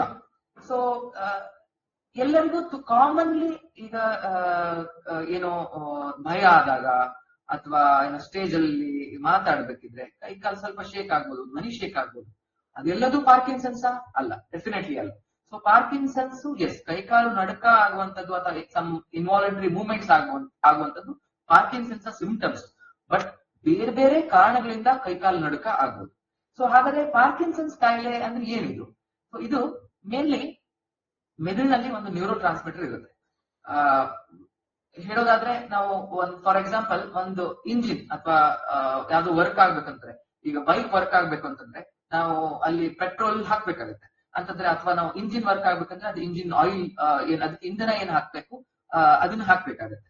ಸೊ ಅವಾಗ ಮಾತ್ರ ಆ ಒಂದು ಇಂಜಿನ್ ಕರೆಕ್ಟ್ ಆಗಿ ವರ್ಕ್ ಮಾಡುತ್ತೆ, ಅದರಿಂದ ಯೂಸ್ ಆಗುತ್ತೆ. ಸಿಮಿಲರ್ಲಿ ಸೊ ಮೆದುಳಿನಲ್ಲಿ ನಮ್ಮ ಬ್ಯಾಲೆನ್ಸ್ ಅನ್ನ ಕರೆಕ್ಟ್ ಆಗಿ ಇಟ್ಕೊಳ್ಳಿಕ್ಕೆ, ನಮ್ಮ ಕೈಯಲ್ಲಿ ಆಕ್ಷನ್ಸ್ ನ ಕರೆಕ್ಟ್ ಆಗಿ ಇಟ್ಕೊಳ್ಳಿಕ್ಕೆ ಡೋಪಾಮಿನ್ ಹೇಳುವಂತ ಒಂದು ನ್ಯೂರೋ ಟ್ರಾನ್ಸ್ಮಿಟರ್, ಅದೊಂದು ಇಂಧನ ಅಂತ ಹೇಳ್ಬೋದು. ಸೊ ಅದರ ಮುಖ್ಯತೆ ಇಂಪಾರ್ಟೆಂಟ್ ಆಗಿರುತ್ತೆ. ಸಪೋಸ್ ಅದರಲ್ಲಿ ಏನಾದ್ರು ಏರುಪೇರ್ ಆಯ್ತು, ಅದರಲ್ಲಿ ಆ ಡೋಪಾಮಿನ್ ಕಂಟ್ರೋಲ್ ಮಾಡುವಂತ ನರಗಳಿಗೆ ಏನಾದ್ರು ಅಫೆಕ್ಟ್ ಆಯ್ತು, ಆಗ ಪಾರ್ಕಿನ್ಸನ್ಸ್ ಡಿಸೀಸ್ ಅಥವಾ ಪಾರ್ಕಿನ್ಸನಿಸಂ ಕಾಯಿಲೆ ಬರುತ್ತೆ. ಇದು ಕಾಮನ್ಲಿ 60 ವರ್ಷದ ನಂತರ ಬರುತ್ತೆ. ಬಟ್ ಯಂಗ್ ಆನ್ಸೆಟ್ ಪಾರ್ಕಿನ್ಸನ್ಸ್ ಹೇಳೋದು ಇವನ್ ನಾವು 10 ವರ್ಷದಿಂದ 20 ವರ್ಷದ ಮಕ್ಕಳಲ್ಲೂ ಸಹಿತ ನೋಡ್ಬೋದು ರೇರ್ಲಿ. ಸೊ ಏನು ಸಿಂಪ್ಟಮ್ಸ್ ಏನು?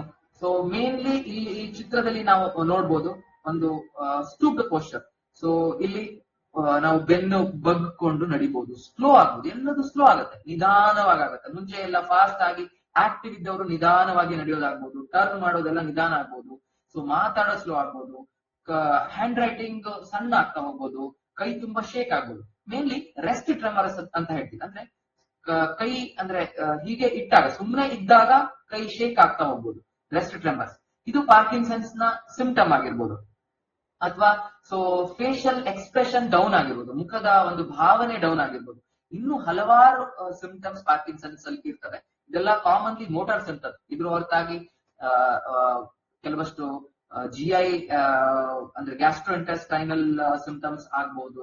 ಅಂದ್ರೆ ಮೋಷನ್ ಗಟ್ಟಿ ಆಗುವಂತದ್ದು ಆಗ್ಬೋದು, ಸ್ಮೆಲ್ ಅಲ್ಲಿ ಚೇಂಜಸ್ ಆಗುವಂತದ್ದು ಆಗ್ಬೋದು, ಅಥವಾ ಸೊ ರಾತ್ರಿ ಮಲಗಿದಾಗ ಮಾತಾಡಬಹುದು, ಆಕ್ಷನ್ ಮಾಡಬಹುದು, REM ಬಿಹೇವಿಯರ್ ಡಿಸಾರ್ಡರ್ ಅಂತ ಹೇಳ್ತೀವಿ. ಸೊ ಆ ರೀತಿ ಎಲ್ಲ ಇದ್ದವರಿಗೆ ಪಾರ್ಕಿನ್ಸನ್ಸ್ ಆಗುವಂತ ಸಿಂಪ್ಟಮ್ಸ್ ಅಥವಾ ಲಕ್ಷಣಗಳು ಮುಂದೆ ಆಗುವಂತ ಚಾನ್ಸಸ್ ಜಾಸ್ತಿ ಇರುತ್ತೆ ಅಂತ ಸ್ಟಡೀಸ್ ಹೇಳ್ತಾರೆ. ಸೊ ಪಾರ್ಕಿನ್ಸನ್ಸ್ ಬಗ್ಗೆ ಇರುವ ಕಾಮನ್ ಮಿಥ್ಯಗಳೇನು? ಎಲ್ಲಾ ಈ ಟ್ರೆಮರ್ಸ್ ಅಥವಾ ಕೈಕಾಲ್ ನಡುಕ ಬರೀ ಎಲ್ಡರ್ಲಿ ಅಥವಾ ಓಲ್ಡ್ ಏಜ್ ಅಲ್ಲಿ ಮಾತ್ರ ಆಗತ್ತೆ, ದೊಡ್ಡವರಿಗೆ ಮಾತ್ರ ಆಗತ್ತೆ, ಆ ರೀತಿ ಏನಿಲ್ಲ. ಇದು ಯಾವುದೇ ಏಜ್ ಅಲ್ಲೂ ಆಗ್ಬೋದು. ಕಾಮನ್ಲಿ ಎಸ್, 50 ವರ್ಷ 60 ವರ್ಷದ ನಂತರ ಆಗತ್ತೆ. ಮತ್ತೆ ಡೆಫಿನೆಟ್ಲಿ ಎಲ್ಲಾ ಶೇಕ್ ಆಗುವಂತದ್ದು ಪಾರ್ಕಿನ್ಸನ್ಸ್ ಅಲ್ಲ, ಡೆಫಿನೆಟ್ಲಿ ಅಲ್ಲ. ಟ್ರೆಮರ್ಸ್ ಹೇಳುವಂತದ್ದು ಬೇರೆ ಬೇರೆ ಕಾರಣದಿಂದ ಆಗ್ಬೋದು. ಸೊ ಪಾರ್ಕಿನ್ಸನ್ಸ್ ಒಂದು ಕಾರಣ ಅಷ್ಟೇ. ಇನ್ನು ಉಳಿದಿದ್ದು ಮಿತ್ ಬಗ್ಗೆ ಮಾತಾಡೋದಾದ್ರೆ nothing can be done for Parkinson's. ಏನು ಮಾಡಕ್ಕಾಗಲ್ಲ, ಇಲ್ಲ. ಡೆಫಿನೆಟ್ಲಿ ಡೋಪಾಮಿನರ್ಜಿಕ್ ಮೆಡಿಕೇಶನ್ಸ್ ಅಂತ ಇರ್ತದೆ. ಸೊ ಆ ಮೆಡಿಕೇಶನ್ ತಗೊಂಡಾಗ ಸಿಗ್ನಿಫಿಕೆಂಟ್ಲಿ ಸೊ ಅದರಲ್ಲಿ ಕೈಕಾಲು ಶೇಕ್ ಆಗೋದ್ರಲ್ಲಿ ಈ ಎಲ್ಲಾ ಸಿಂಪ್ಟಮ್ಸ್ ಇಂಪ್ರೂವ್ ಆಗುವಂತ ಚಾನ್ಸಸ್ ಜಾಸ್ತಿ ಇರ್ತವೆ. ಸೊ ಪಾರ್ಕಿನ್ಸನ್ಸ್ ಅಲ್ಲಿ ಮೆಮೊರಿ ಲಾಸ್ ಆಗತ್ತೆ ಅಥವಾ ಬೇರೆ ಏನೋ ಹುಚ್ಚಿಡಿತದೆ, ಇದು ಒಂದು ಅಪನಂಬಿಕೆ ಇಲ್ಲ. ಯಾಕಂತಂದ್ರೆ ಕಾಮನ್ಲಿ ಕೆಲವಷ್ಟು memory loss, long standing Parkinson's ಅಲ್ಲಿ ಪಾರ್ಕಿನ್ಸನ್ಸ್ ಅಸೋಸಿಯೇಟೆಡ್ ಡಿಮೆನ್ಷಿಯಾ ಅಂತ ಬೇರೆ ಎಂಟಿಟಿ ಇದೆ. So that is another entity. But commonly movement affect ಆಗುತ್ತೆ. ಬಟ್ ಮೆಮೊರಿ ಅಷ್ಟು ಅಟ್ಲೀಸ್ಟ್ ಫಸ್ಟ್ ಫ್ಯೂ ಇಯರ್ಸ್ ಅಲ್ಲಿ ಮೆಮೊರಿ ಅಷ್ಟು ಇನ್ವಾಲ್ವ್ ಆಗಿರಲ್ಲ. ಇನ್ನು ಎಲ್ಲಾ ಆಗ್ಲೇ ಹೇಳಿದಾಗ ಎಲ್ಲಾ ಶೇಕಿಂಗ್, ಎಲ್ಲಾ ಟ್ರೆಮರ್ಸ್ ಪಾರ್ಕಿನ್ಸನ್ಸ್ ಅಲ್ಲ, ಬೇರೆ ಬೇರೆ ಕಾರಣಗಳಿದಾವೆ. ಅದನ್ನೆಲ್ಲ ಇವ್ಯಾಲ್ಯೂಯೇಟ್ ಮಾಡ್ಬೇಕಾಗುತ್ತೆ. ಟೆನ್ಷನ್ ಇಂದನೂ ಆಗ್ಬೋದು, ಥೈರಾಯ್ಡ್ ಪ್ರಾಬ್ಲಮ್ ಇದ್ರೂ ಆಗ್ಬೋದು, ಯಾವ್ದು ಅಸ್ತಮ ಇದ್ರೆ ಅದಕ್ಕೆ ಕೆಲವಷ್ಟು ಬೇರೆ ಬೇರೆ ಮೆಡಿಕೇಶನ್ಸ್ ಹೋಗ್ತಾ ಇರ್ತವೆ, ಅದರಿಂದನೂ ಆಗ್ಬೋದು. ಸೊ ಇನ್ನು ಆಗ್ಲೇ ಹೇಳಿದಾಗೆ ಮೋಸ್ಟ್ ಕಾಮನ್ ನಮ್ಮ ನ್ಯೂರಾಲಜಿಕಲ್ OPD ಅಲ್ಲಿ ಮೋಸ್ಟ್ ಕಾಮನ್ ಡಿಸಾರ್ಡರ್ ಅಂತ ಏನ್ ಕೇಳ್ತೀನಿ ಅಂತಂದ್ರೆ headache. So headache neurological disorder ಹೇಳೋದಕ್ಕಿಂತ ಕಾಮನ್ಲಿ ಯಾವುದೇ ಡಾಕ್ಟರ್ ಹತ್ರ ಹೋದ್ರೆ, ಮೆಡಿಸಿನ್ OPD ಅಲ್ಲಿ ಹೋದ್ರೆ, headache is the second most common symptom ಅಂತ ಹೇಳ್ಬೋದು. ಜ್ವರದ ನಂತರ second most common symptom headache. So ಹೆಡ್ಏಕ್ಗೆ ತಲೆನೋವಿಗೆ ತುಂಬಾ ಕಾರಣಗಳಿದಾವೆ. ಸೊ ತಲೆನೋವಿನ ಕಾರಣ ಹುಡುಕೋದೇ ಒಂದು ತಲೆನೋವು ಅಂತ ಹೇಳ್ಬೋದು. ಸೊ ಇದರಲ್ಲಿ ನಾನಾ ತರದ ತಲೆನೋವಿದೆ. ಪ್ರೈಮರಿ ಹೆಡ್ಏಕ್ಸ್ ಅಥವಾ ಸೆಕೆಂಡರಿ ಹೆಡ್ಏಕ್ಸ್ ಅಂತ ಹೇಳ್ತೀವಿ. ಸೊ ಕಾಮನ್ಲಿ ಮೈಗ್ರೇನ್ ಅಂತ ಎಲ್ಲರೂ ಕೇಳಿರ್ತೀರಿ. ಸೊ ಏನಿದು ಮೈಗ್ರೇನ್? ಸೊ ಮೈಗ್ರೇನ್ ಹೇಳೋದು ಒಂದು ಮೆದುಳಿನಲ್ಲಿ ಆಗುವಂತ ಒಂದು ಬ್ಯಾಲೆನ್ಸ್, ನ್ಯೂರೋ ಟ್ರಾನ್ಸ್ಮಿಟರ್ ಲೆವೆಲ್ ಅಲ್ಲಿ ಆಗುವಂತ ಬ್ಯಾಲೆನ್ಸ್ ಇಶ್ಯೂಸ್ ಇಂದ ಆಗುವಂತ ಒಂದು common second most common cos of headache ಅಂತ ಹೇಳ್ಬೋದು. ಸೊ ಇದಕ್ಕೆ ಮೋಸ್ಟ್ ಇಂಪಾರ್ಟೆಂಟ್ಲಿ ಟ್ರಿಗರ್ಸ್ ಅಂತ ಇರ್ತವೆ. ಏನ್ ಮಾಡ್ಬೇಕು ಮೈಗ್ರೇನ್ ಕಾಯಿಲೆ ಇದ್ದವ್ರು ಏನ್ ಮಾಡ್ಬೇಕು? ಮೋಸ್ಟ್ ಇಂಪಾರ್ಟೆಂಟ್ಲಿ ಒಂದು ಹೆಡ್ಏಕ್ ಡೈರಿ ಮೇಂಟೈನ್ ಮಾಡ್ಬೇಕು. ಅಂದ್ರೆ ತಲೆನೋವು ತಮಗೆ ಯಾವಾಗ ಬರುತ್ತೆ, ಕಾಮನ್ ಟ್ರಿಗರ್ಸ್ ಏನೇನಿರುತ್ತೆ? ಊಟ ಸರಿ ಮಾಡಿಲ್ಲ ಅಂತಂದ್ರೆ, ಸ್ಕಿಪ್ ಮಾಡಿದ್ರೆ, ನಿದ್ದೆ ಸರಿ ಮಾಡಿಲ್ಲ ಅಂತಂದ್ರೆ, ಅಥವಾ ಟೆನ್ಷನ್ ಇಂದ ಬರ್ಬೋದು, ಸ್ಟ್ರೆಸ್ ಇಂದ ಬರ್ಬೋದು, ತುಂಬಾ ಸೌಂಡ್ ಇಂದ ಬರ್ಬೋದು ಒಬ್ಬೊಬ್ಬರಿಗೆ, ಅಥವಾ ಬಿಸ್ಲಿಗೆ ಹೋದ್ರೆ ಬರ್ಬೋದು, ಯಾವ್ದೋ ಸ್ಮೆಲ್ ಇಂದ ಬರ್ಬೋದು, ಅಥವಾ ಹಾರ್ಮೋನಲ್ ಫ್ಲಕ್ಚುಯೇಷನ್ ಆದ್ರೂ ಬರ್ಬೋದು. ಕೆಲವಷ್ಟು ಇವನ್ ಗ್ಯಾಸ್ಟ್ರೈಟಿಸ್ ಸಹಿತ ಮೈಗ್ರೇನ್ ನ ಟ್ರಿಗರ್ ಮಾಡ್ಬೋದು. ಸೊ ಆಮೇಲೆ ನೆಕ್ಸ್ಟ್ ಕೆಲವಷ್ಟು ಫುಡ್ ಐಟಮ್ಸ್ ಅದು ಸಹಿತ ಮೈಗ್ರೇನ್ ನ ಟ್ರಿಗರ್ ಮಾಡ್ಬೋದು. ಸೊ ಏನ್ ಟ್ರಿಗರ್ಸ್ ಅಂದ್ರೆ ನಮ್ಗೆ ಏನ್ ಯಾವ್ದ್ರಿಂದ ಟ್ರಿಗರ್ ಆಗ್ತಾ ಇದೆ ಅಂತ ನೋಟ್ ಮಾಡ್ಕೊಂಡು ಅದರಲ್ಲಿ ಲೈಫ್ ಸ್ಟೈಲ್ ಅನ್ನ ಮಾಡಿಫಿಕೇಶನ್ ಮಾಡುವಂತ ತುಂಬಾ first step and most important step ಆಗಿದೆ. ಸೊ ಹಾಗಿದ್ರೆ ಎಲ್ಲಾ ತಲೆನೋವು ಮೈಗ್ರೇನ್ ಅಥವಾ ಎಲ್ಲಾ ತಲೆನೋವು ಜಸ್ಟ್ ಟೆನ್ಷನ್ ಇಂದ ಬರುತ್ತಾ, ಅಥವಾ ಕಣ್ಣಿನ ಪ್ರಾಬ್ಲಮ್ ಇಂದ ಅಥವಾ ಕಿವಿ ಪ್ರಾಬ್ಲಮ್ ಇಂದ ಬರುತ್ತಾ? ಇಲ್ಲ, ಡೆಫಿನೆಟ್ಲಿ ಇಲ್ಲ. ಸೊ ಯಾವಾಗ ನಾವು ಇಮಿಡಿಯೇಟ್ಲಿ ಮೆಡಿಕಲ್ ಅಟೆನ್ಷನ್ ನ್ಯೂರಾಲಜಿಸ್ಟ್ ಹತ್ರ ತೋರಿಸ್ಬೇಕು. ಡೇಂಜರಸ್ ಹೆಡ್ಏಕ್ ಅಂತ ಹೇಳ್ತೀವಿ. ಸೊ ಅಂದ್ರೆ ಈ ಕೆಲವಷ್ಟು ತಲೆನೋವುಗಳಲ್ಲಿ ಸೊ ನಾವು ಇಮಿಡಿಯೇಟ್ಲಿ ಕಡಿಮೆ ಆಗಿಲ್ಲ, ಯಾವ್ದೊಂದು ಟ್ಯಾಬ್ಲೆಟ್ ತಗೋತೀನಿ, ಪ್ಯಾರಾಸಿಟಮಾಲ್ ತಗೋತೀನಿ, ಪೇನ್ ಕಿಲ್ಲರ್ ಮಾತ್ರೆ ತಗೋತೀನಿ, ಕಡಿಮೆ ಆಗಿಲ್ಲ ಅಂತಂದ್ರೆ ನೋಡೋಣ. ಸೊ ಆ ರೀತಿ ಮಾಡ್ಲಿಕ್ಕೆ ಹೋಗ್ಬಾರ್ದು. ಅವು ಯಾವ ಅಂತಂದ್ರೆ ಒಂದು ಸಡನ್ ಸಿವಿಯರ್ ಹೆಡ್ಏಕ್.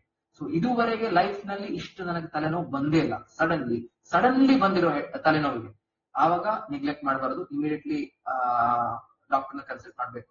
ಇನ್ನು ತಲೆನೋವು ಜೊತೆಗೆ ಅಕಸ್ಮಾತ್ ವಾಂತಿ ಬರ್ತಾ ಇದ್ರೆ ಅಥವಾ ಕನ್ಫ್ಯೂಷನ್ ಆಗಿದ್ರೆ, ಬಾಯಿ ಕದಲೋದು, ಬ್ಯಾಲೆನ್ಸ್ ಇಶ್ಯೂಸ್, ಅಥವಾ ಜ್ವರ ಸಿಗ್ನಿಫಿಕೆಂಟ್ಲಿ ಜ್ವರ ಬಂದಿತ್ತು ಅಂತಂದ್ರೆ, ಅಥವಾ ತಲೆಗೆ ಏಟ್ ಬಿದ್ಮೇಲೆ, ಹೆಡ್ ಇಂಜುರಿ ಆದ್ಮೇಲೆ ತಲೆನೋವು ಬರ್ತಾ ಇದ್ರೆ, ಜ್ವರದ ಜೊತೆಗೆ ತಲೆನೋವು ಬಂದ್ರೆ, ಅಂತ ಟೈಮ್ ಅಲ್ಲಿ definitely wait and observe approach correct ಆಗಿರೋದಿಲ್ಲ.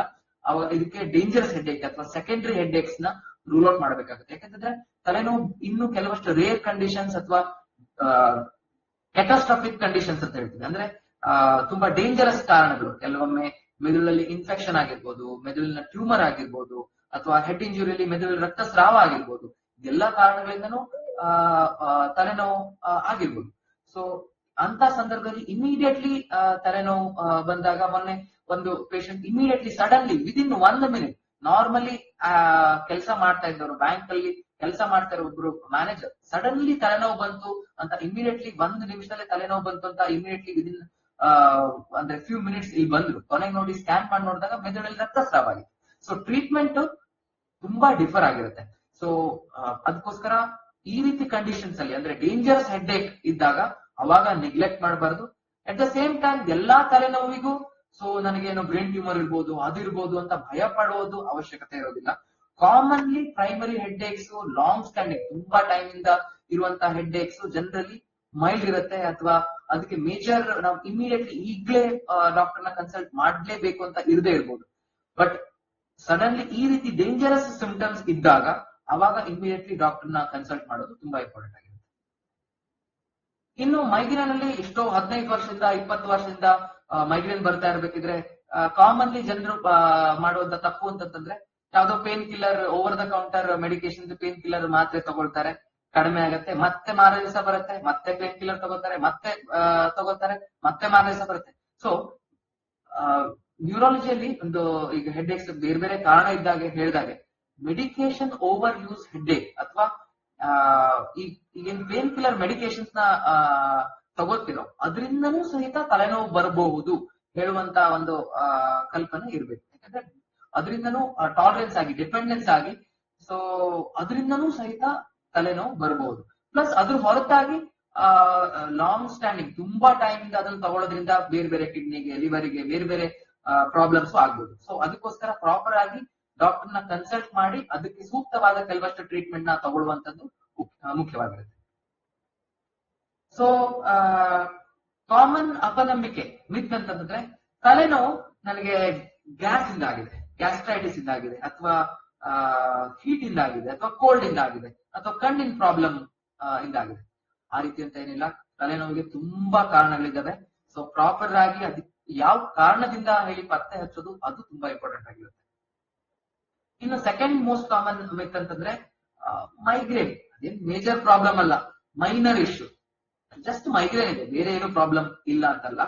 ಸೊ ಮೈಗ್ರೇನ್ ತುಂಬಾ ಕ್ರೋನಿಕ್ ಮೈಗ್ರೇನ್ ಇರುವಂತವರಲ್ಲಿ ಎಷ್ಟೊಂದು ವರ್ಷಗಳು ಎಷ್ಟೊಂದು ಅನುಭವಿಸ್ತಾ ಇರುವಂತವ್ರು ಪ್ರಾಪರ್ ಟ್ರೀಟ್ಮೆಂಟ್ ತಗೊಳ್ಳಿಲ್ಲ ಅಂತಂದ್ರೆ, ಅನುಭವಿಸ್ತಾ ಇತ್ತಂದ್ರೆ ಅವರ ಪರ್ಸನಲ್ ಲೈಫ್ ಅಲ್ಲಿ, ಪ್ರೊಫೆಷನಲ್ ಲೈಫ್ ಅಲ್ಲಿ ತುಂಬಾ ಅಫೆಕ್ಟ್ ಮಾಡ್ಬೋದು.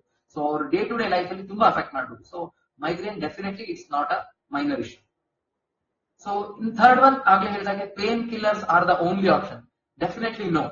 ಸೊ ಕೆಲವೊಮ್ಮೆ ತುಂಬಾ ಪೇನ್ ಇದ್ದಾಗ ನೋವನ್ನ ಕಡಿಮೆ ಮಾಡ್ಲಿಕ್ಕೆ ಯೂಸ್ ಆಗ್ಬೋದು, ಹೊರತಾಗಿ ರೆಗ್ಯುಲರ್ಲಿ ಯೂಸ್ ಮಾಡುವಂತದ್ದು ಕರೆಕ್ಟ್ ಅಲ್ಲ. ಕೆಲವಷ್ಟು ಮೈಗ್ರೇನ್ಗೆ ಆಗುವಂತ ಕೆಲವಷ್ಟು ಪ್ರೊಫೆಲಾಕ್ಟಿಕ್ ಮೆಡಿಕೇಶನ್ಸ್ ಅಂತ ಸೇಫ್ ಮೆಡಿಕೇಶನ್ಸ್ ಅವೈಲೇಬಲ್ ಇರ್ತವೆ. ಸೊ ಒಂದು ಮೈಗ್ರೇನ್ ತಲೆನೋವನ್ನ ಕಡಿಮೆ ಅಂದ್ರೆ ಬರೋ ಫ್ರೀಕ್ವೆನ್ಸಿ ಮತ್ತೆ ಇಂಟೆನ್ಸಿಟಿನ ಕಡಿಮೆ ಮಾಡ್ಲಿಕ್ಕೆ ಅನುಕೂಲ ಆಗುತ್ತೆ. ಈಕ್ವಲ್ ಇಂಪಾರ್ಟೆಂಟ್ ನಾವು ಲೈಫ್ ಸ್ಟೈಲ್ ಮಾಡಿಫಿಕೇಶನ್ ಆಗ್ಲೇ ಹೇಳಿದಾಗೆ ನನ್ನ ತಲೆ ಯಾವ್ದ್ರಿಂದ ತಲೆನೋವು ಬರ್ತಾ ಇದೆ ಆ ಟ್ರಿಗರ್ಸ್ ಅನ್ನ ಪತ್ತೆ ಹಚ್ಕೊಂಡು ಆ ಟ್ರಿಗರ್ ಅನ್ನ ಆದಷ್ಟು ಅವಾಯ್ಡ್ ಮಾಡುವಂತದ್ದು ತುಂಬಾ ಇಂಪಾರ್ಟೆಂಟ್ ಆಗಿರುತ್ತೆ. ಟೈಮ್ಗೆ ಊಟ ಮಾಡ್ಬೇಕು, ನಿದ್ದೆ ಕರೆಕ್ಟ್ ಆಗಿ ಆಗಿರ್ಬೇಕು, ಮಿನಿಮಮ್ 8 ತಾಸು ನಿದ್ದೆ ಆಗಿರ್ಬೇಕಾಗುತ್ತೆ. ಆಮೇಲೆ ತುಂಬಾ ಹೊತ್ತು screen time, mobile, TV, especially night ಅಲ್ಲಿ ಸ್ಕ್ರೀನ್ ಟೈಮ್ ನೋಡೋದ್ರಿಂದ ಅದು ಸಹಿತ ಲೈಟ್ ನೆಲ್ಲ ಆಫ್ ಮಾಡಿ ಒಂದ್ ಸಣ್ಣ ಮೊಬೈಲ್ ಅಲ್ಲಿ ಪ್ರಖರವಾದ ಫ್ಲಾಶ್ ಲೈಟ್ ಅಥವಾ ಆ ಸ್ಕ್ರೀನ್ ಎಕ್ಸ್ಪೋಷರ್ ಇರೋದ್ರಿಂದ ಅದು ಸಹಿತ ಮೈಗ್ರೇನ್ ಅಟ್ಯಾಕ್ ಅನ್ನ ಮಾಡ್ಬೋದು. ಸೊ ನಾನಾ ತರದ ಕಾರಣಗಳಿದಾವೆ. ಸೊ ಇದು ಎಲ್ಲದ್ರ ಬಗ್ಗೆ ಲಕ್ಷ್ಯ ಇರಬೇಕು. ಸೊ ನೆಕ್ಸ್ಟ್ ಇಂಪಾರ್ಟೆಂಟ್ ಟಾಪಿಕ್ ಅಥವಾ ನೆಕ್ಸ್ಟ್ ಇಂಪಾರ್ಟೆಂಟ್ ಸಿಂಪ್ಟಮ್ ಅಂತಂದ್ರೆ ತುಂಬಾ ಜನರಿಗೆ ಹೇಳ್ತಿರ್ತಾರೆ, ನನಗೆ ಕೈ ಕಾಲೆಲ್ಲ ರಾತ್ರಿ ಎಳ್ದಂಗ ಆಗತ್ತೆ, ಸೆಳೆತ ಬರುತ್ತೆ, ಜುಮ್ ಆಗತ್ತೆ, ಸ್ಪರ್ಶಜ್ಞಾನ ಯಾಕೋ ಕಡಿಮೆ ಅಂತ ಅನ್ಸುತ್ತೆ, ಅಥವಾ ಯಾರೋ ಒತ್ತಬೇಕು ಅಂತ ಅನ್ಸುತ್ತೆ, ಕೈ ಕಾಲನ್ನ ಒತ್ತಬೇಕು ಅಂತ ಅನ್ಸುತ್ತೆ, ಕಾಲನ್ನ ಮೂವ್ಮೆಂಟ್ ಮಾಡ್ಬೇಕು ಅಂತ ಅನ್ಸುತ್ತೆ, ಯಾಕೋ ಬ್ಯಾಲೆನ್ಸ್ ಇಲ್ಲ ಅಂತ ಅನ್ಸುತ್ತೆ.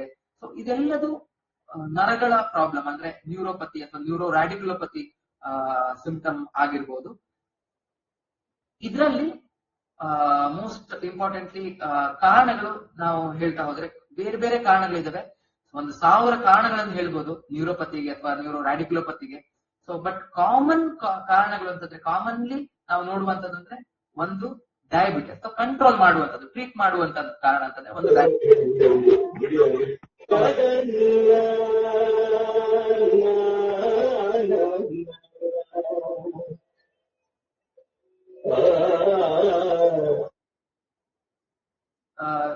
ಸೊ ಶುಗರ್ ಅದು ಮೋಸ್ಟ್ ಕಾಮನ್ ಕಾಸ್ ಆಗಿರುತ್ತೆ.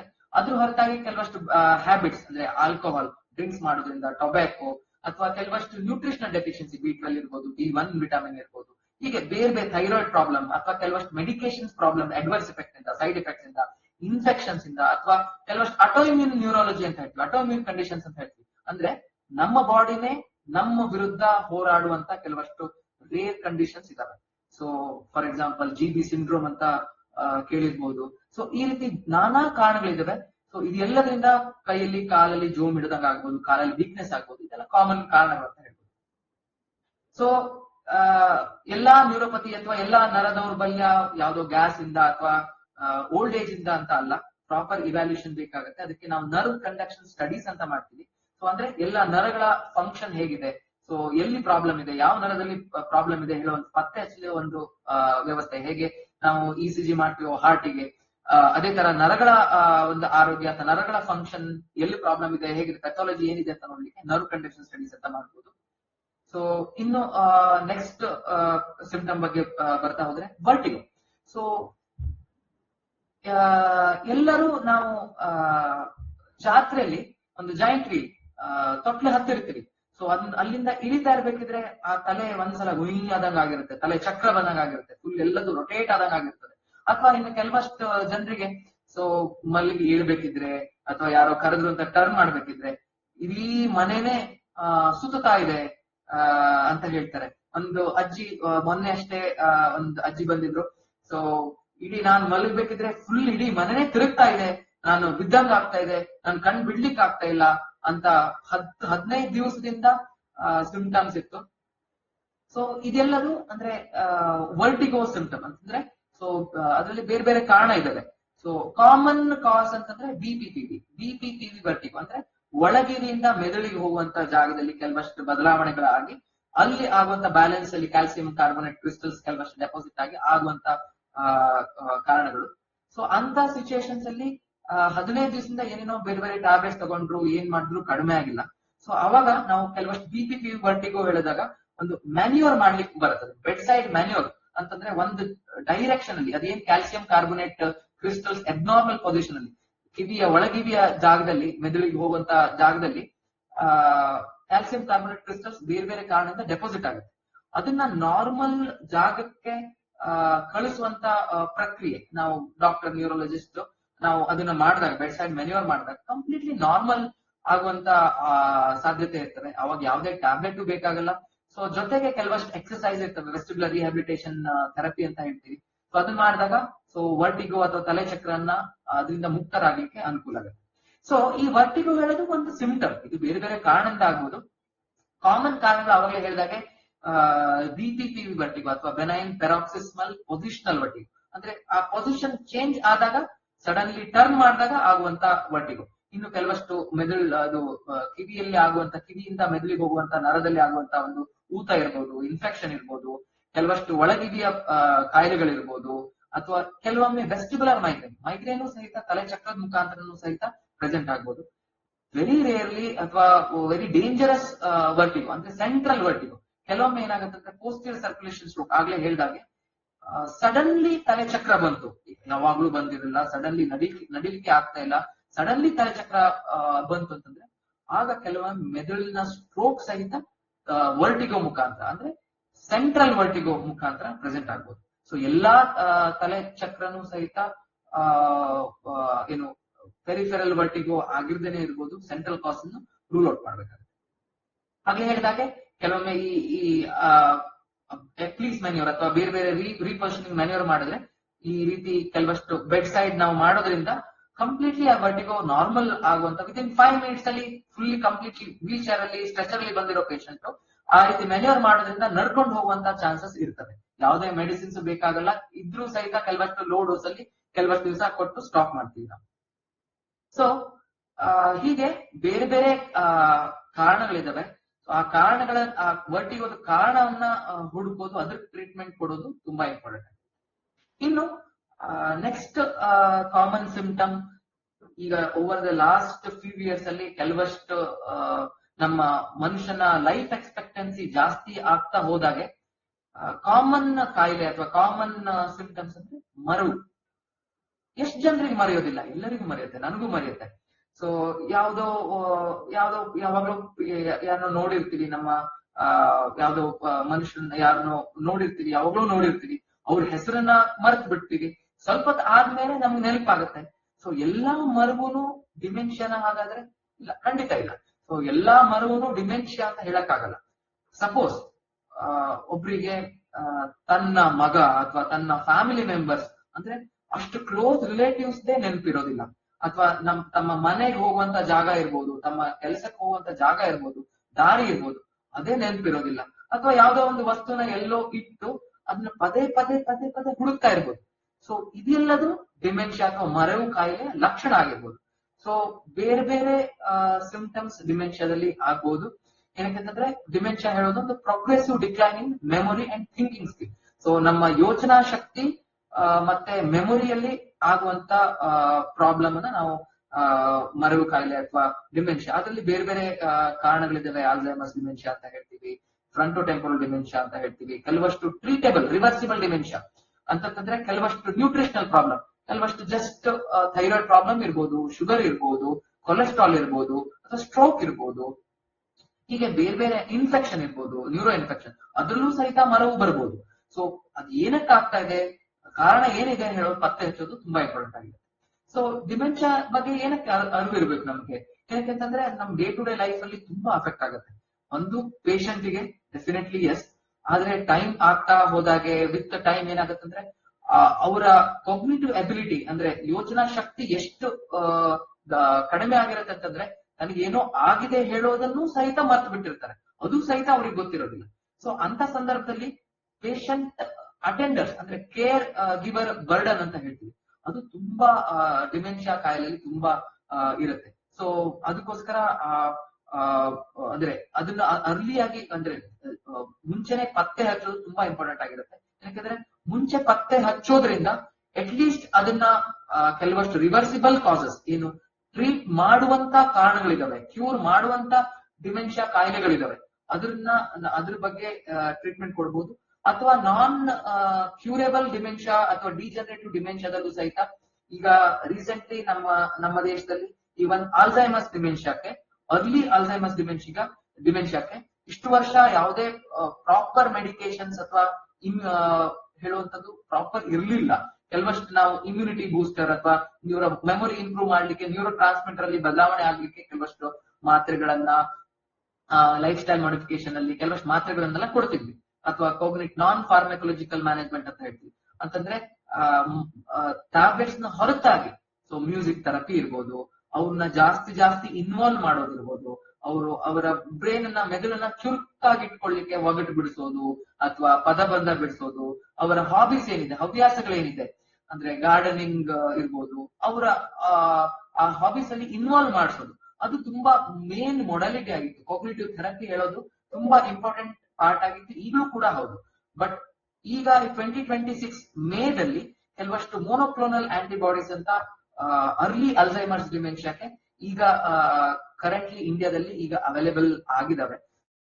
ಸೊ ಅದನ್ನ ಅರ್ಲಿಯಾಗಿ ಅಂದ್ರೆ ಇನಿಷಿಯಲ್ ಸ್ಟೇಜ್ ಅಲ್ಲಿ ಪತ್ತೆ ಹಚ್ಚಿದ್ರೆ ಅದಕ್ಕೆ ತುಂಬಾ ಅಂದ್ರೆ ಕೆಲವಷ್ಟು ಟ್ರಯಲ್ಸ್ ಹೇಳೋ ಪ್ರಕಾರ ಅದರ ಸ್ಪೀಡ್ ಅನ್ನ ತುಂಬಾ ಕಡಿಮೆ ಮಾಡ್ಲಿಕ್ಕೆ ತುಂಬಾ ಅನುಕೂಲ ಆಗಬಹುದು. ಸೊ ಕಾಮನ್ ಸಿಂಪ್ಟಮ್ಸ್ ಏನು, ಕಾಮನ್ ಸೈನ್ಸ್ ಏನು?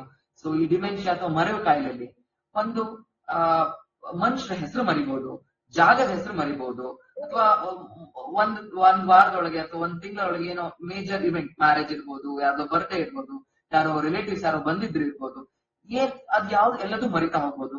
ಅಥವಾ getting lost in familiar areas ಅಂದ್ರೆ ಕಾಮನ್ ಏರಿಯಾಸ್ ಅಲ್ಲೇ, ಮನೆಯಲ್ಲೇ ಬಾತ್ರೂಮ್ ಎಲ್ಲಿದೆ, ಬೆಡ್ರೂಮ್ ಎಲ್ಲಿದೆ, ಅದರಲ್ಲೇ ಕನ್ಫ್ಯೂಷನ್ ಆಗ್ಬೋದು. ಸೊ ಇದೆಲ್ಲದೂ ಡಿಮೆನ್ಷಿಯಾ ಸಿಂಪ್ಟಮ್ ಆಗಿರ್ಬೋದು. ಅಥವಾ ಟ್ರಾನ್ಸಾಕ್ಷನ್, ಮನಿ ಟ್ರಾನ್ಸಾಕ್ಷನ್ಸ್, ಸೊ ಕಾಮನ್ ಅಂದ್ರೆ ದುಡ್ಡಿನ ವ್ಯವಹಾರದಲ್ಲಿ ತೊಡಸ್ಕೊಳ್ಲಿಕ್ಕೆ ಆಗದೆ ಇರ್ಬೋದು, ದುಡ್ಡಿನ ವ್ಯವಹಾರ ಮಾಡ್ಲಿಕ್ಕೆ ಆಗದೆ ಇರ್ಬೋದು, ಕ್ಯಾಲ್ಕುಲೇಷನ್ ಮಾಡ್ಲಿಕ್ಕೆ ಆಗದೆ ಇರ್ಬೋದು, ಅಟೆನ್ಷನ್ ಕಡಿಮೆ ಆಗ್ಬೋದು, ಅದನ್ನ ಏನ್ ಹೇಳ್ತಾ ಇದೀವಿ ಅದನ್ನ ರಿಪೀಟ್ ಮಾಡಿ ಅಂತಂದ್ರೆ ಆಗದೆ ಇರ್ಬೋದು, ಅಥವಾ ಪರ್ಸನಾಲಿಟಿ ಚೇಂಜ್ ಆಗಿರ್ಬೋದು, ಸಡನ್ಲಿ ಅವ್ರ ಬಿಹೇವಿಯರ್ ಚೇಂಜಸ್ ಆಗಿರ್ಬೋದು, ದೇವರ ಮೇಲೆ ನಂಬಿಕೆ ಸಡನ್ಲಿ ಜಾಸ್ತಿನೂ ಆಗ್ಬೋದು, ಸಡನ್ಲಿ ಕಡಿಮೆನೂ ಆಗ್ಬೋದು. ಇದೆಲ್ಲದೂ ಸಹಿತ ಸೊ ಬ್ರೈನ್ ಅಲ್ಲಿ ಇನ್ವಾಲ್ವ್ ಆಗಿರುವಂತಹ ಸಿಂಪ್ಟಮ್ಸ್ ಇರ್ಬೋದು.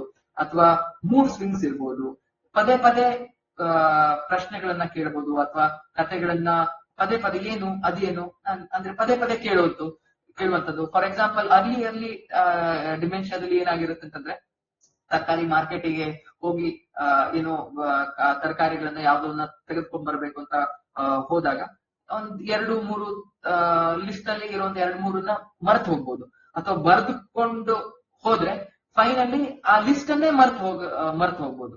ಸೊ ಇದೆಲ್ಲದು ಕಾಮನ್ ಸಿಂಪ್ಟಮ್ಸ್ ಅಂತ ಹೇಳ್ತೀವಿ ಸೊ ಡಿಮೆನ್ಷಿಯಾ ಅಥವಾ ಮರೆವು ಕಾಯಿಲೆಯಲ್ಲಿ.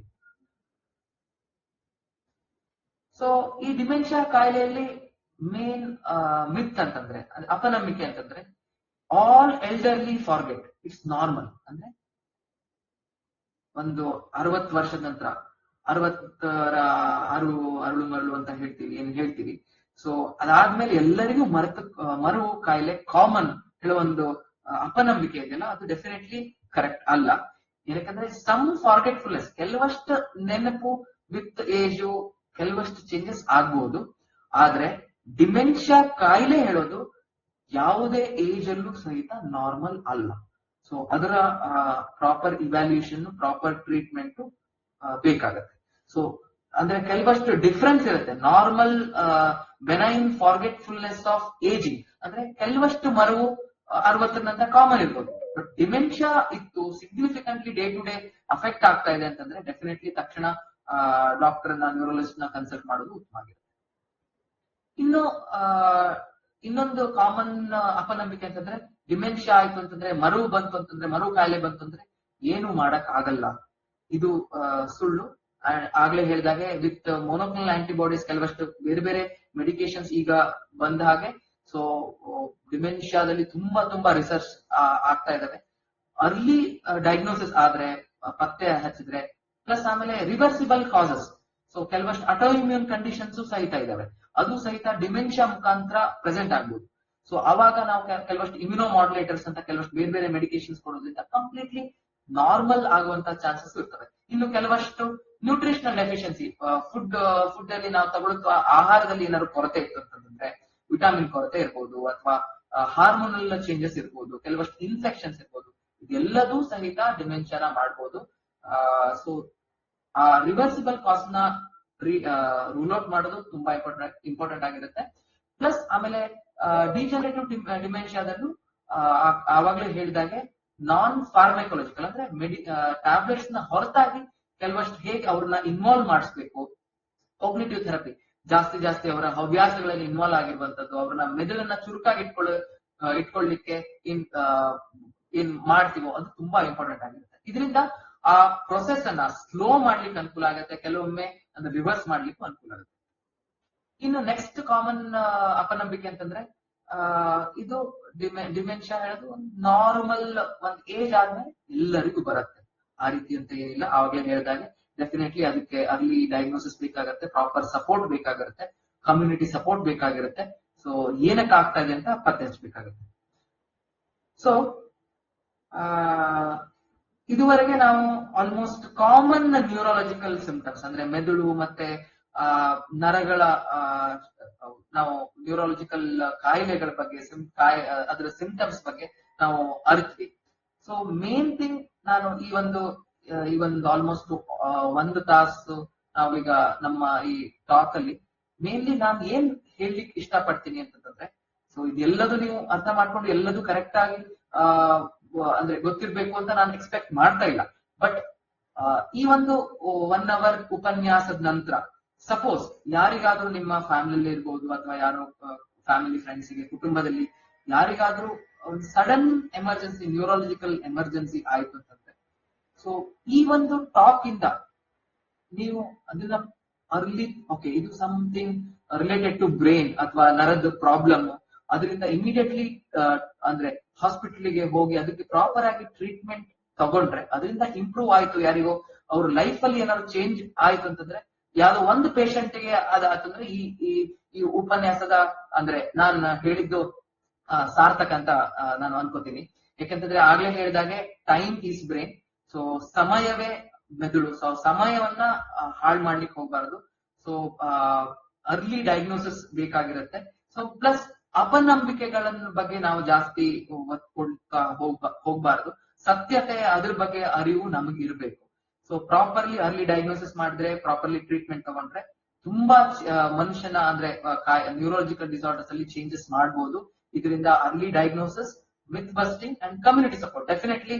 ಸೊ ನಾವೆಲ್ಲರೂ ಅಂದ್ರೆ ಈ ಒಂದು ಈಗ ಹವ್ಯಕ ಸಂಕ್ರಾಂತಿ ಗ್ರೂಪ್ ಸೊ ಆರೋಗ್ಯಕ್ಕೆ ಎಷ್ಟು ಇಂಪಾರ್ಟೆನ್ಸ್ ಕೊಡ್ತಾ ಇದ್ದಾರೆ. ಸೊ ನಮ್ಮ ಟ್ರೆಡಿಷನ್ ಇರ್ಬೋದು, ನಮ್ಮ ಕಲ್ಚರ್ ಇರ್ಬೋದು, ಹೆಲ್ತ್ ಬಗ್ಗೆ ಸೊ ಜನಜಾಗೃತಿ ಮೂಡಿಸುವಂತ ಇಂಥ ಪ್ರೋಗ್ರಾಮ್ಗಳು ಆಗ್ತಾ ಇರ್ಬೇಕು. ಗವರ್ಮೆಂಟ್ ಸಹಿತ ಸೊ ಬೇರೆ ಬೇರೆ ಇಂತ ಆಯೋಜನೆ ಮಾಡ್ತಾ ಇರ್ಬೇಕು. ಸೊ ಓವರ್ ಆಲ್ ಇದರಿಂದ ಎಲ್ಲರಿಗೂ ಅಂದ್ರೆ ಏಳಿಗೆ ಆಗ್ಲಿ ಒಳ್ಳೇದಾಗ್ಲಿ ಅಂತ ಹೇಳ್ತಾ ಈ ಒಂದು ಅವಕಾಶವನ್ನ ಕಲ್ಪಿಸ್ಕೊಟ್ಟಿದ್ದಕ್ಕೆ ಹವ್ಯಕ ಸಂಕ್ರಾಂತಿ ಇಲ್ಲ ಈ ಪ್ರೋಗ್ರಾಮಿನ ಈ ಆಯೋಜಕರಿಗೂ ಸೊ ನಮ್ಮ ಎಲ್ಲ ಹವ್ಯಕ ಬಾಂಧವರಿಗೂ ಹಾಗೂ ಹವ್ಯಕೇತರ ಬಾಂಧವರಿಗೂ ಈ ಉಪನ್ಯಾಸವನ್ನ ಕೇಳ್ತಾ ಇರೋರಿಗೆ ಎಲ್ಲರಿಗೂ ನನ್ನ ಹೃತ್ಪೂರ್ವಕ ಧನ್ಯವಾದಗಳನ್ನ ಸಲ್ಲಿಸ್ತೀನಿ. ಧನ್ಯವಾದ.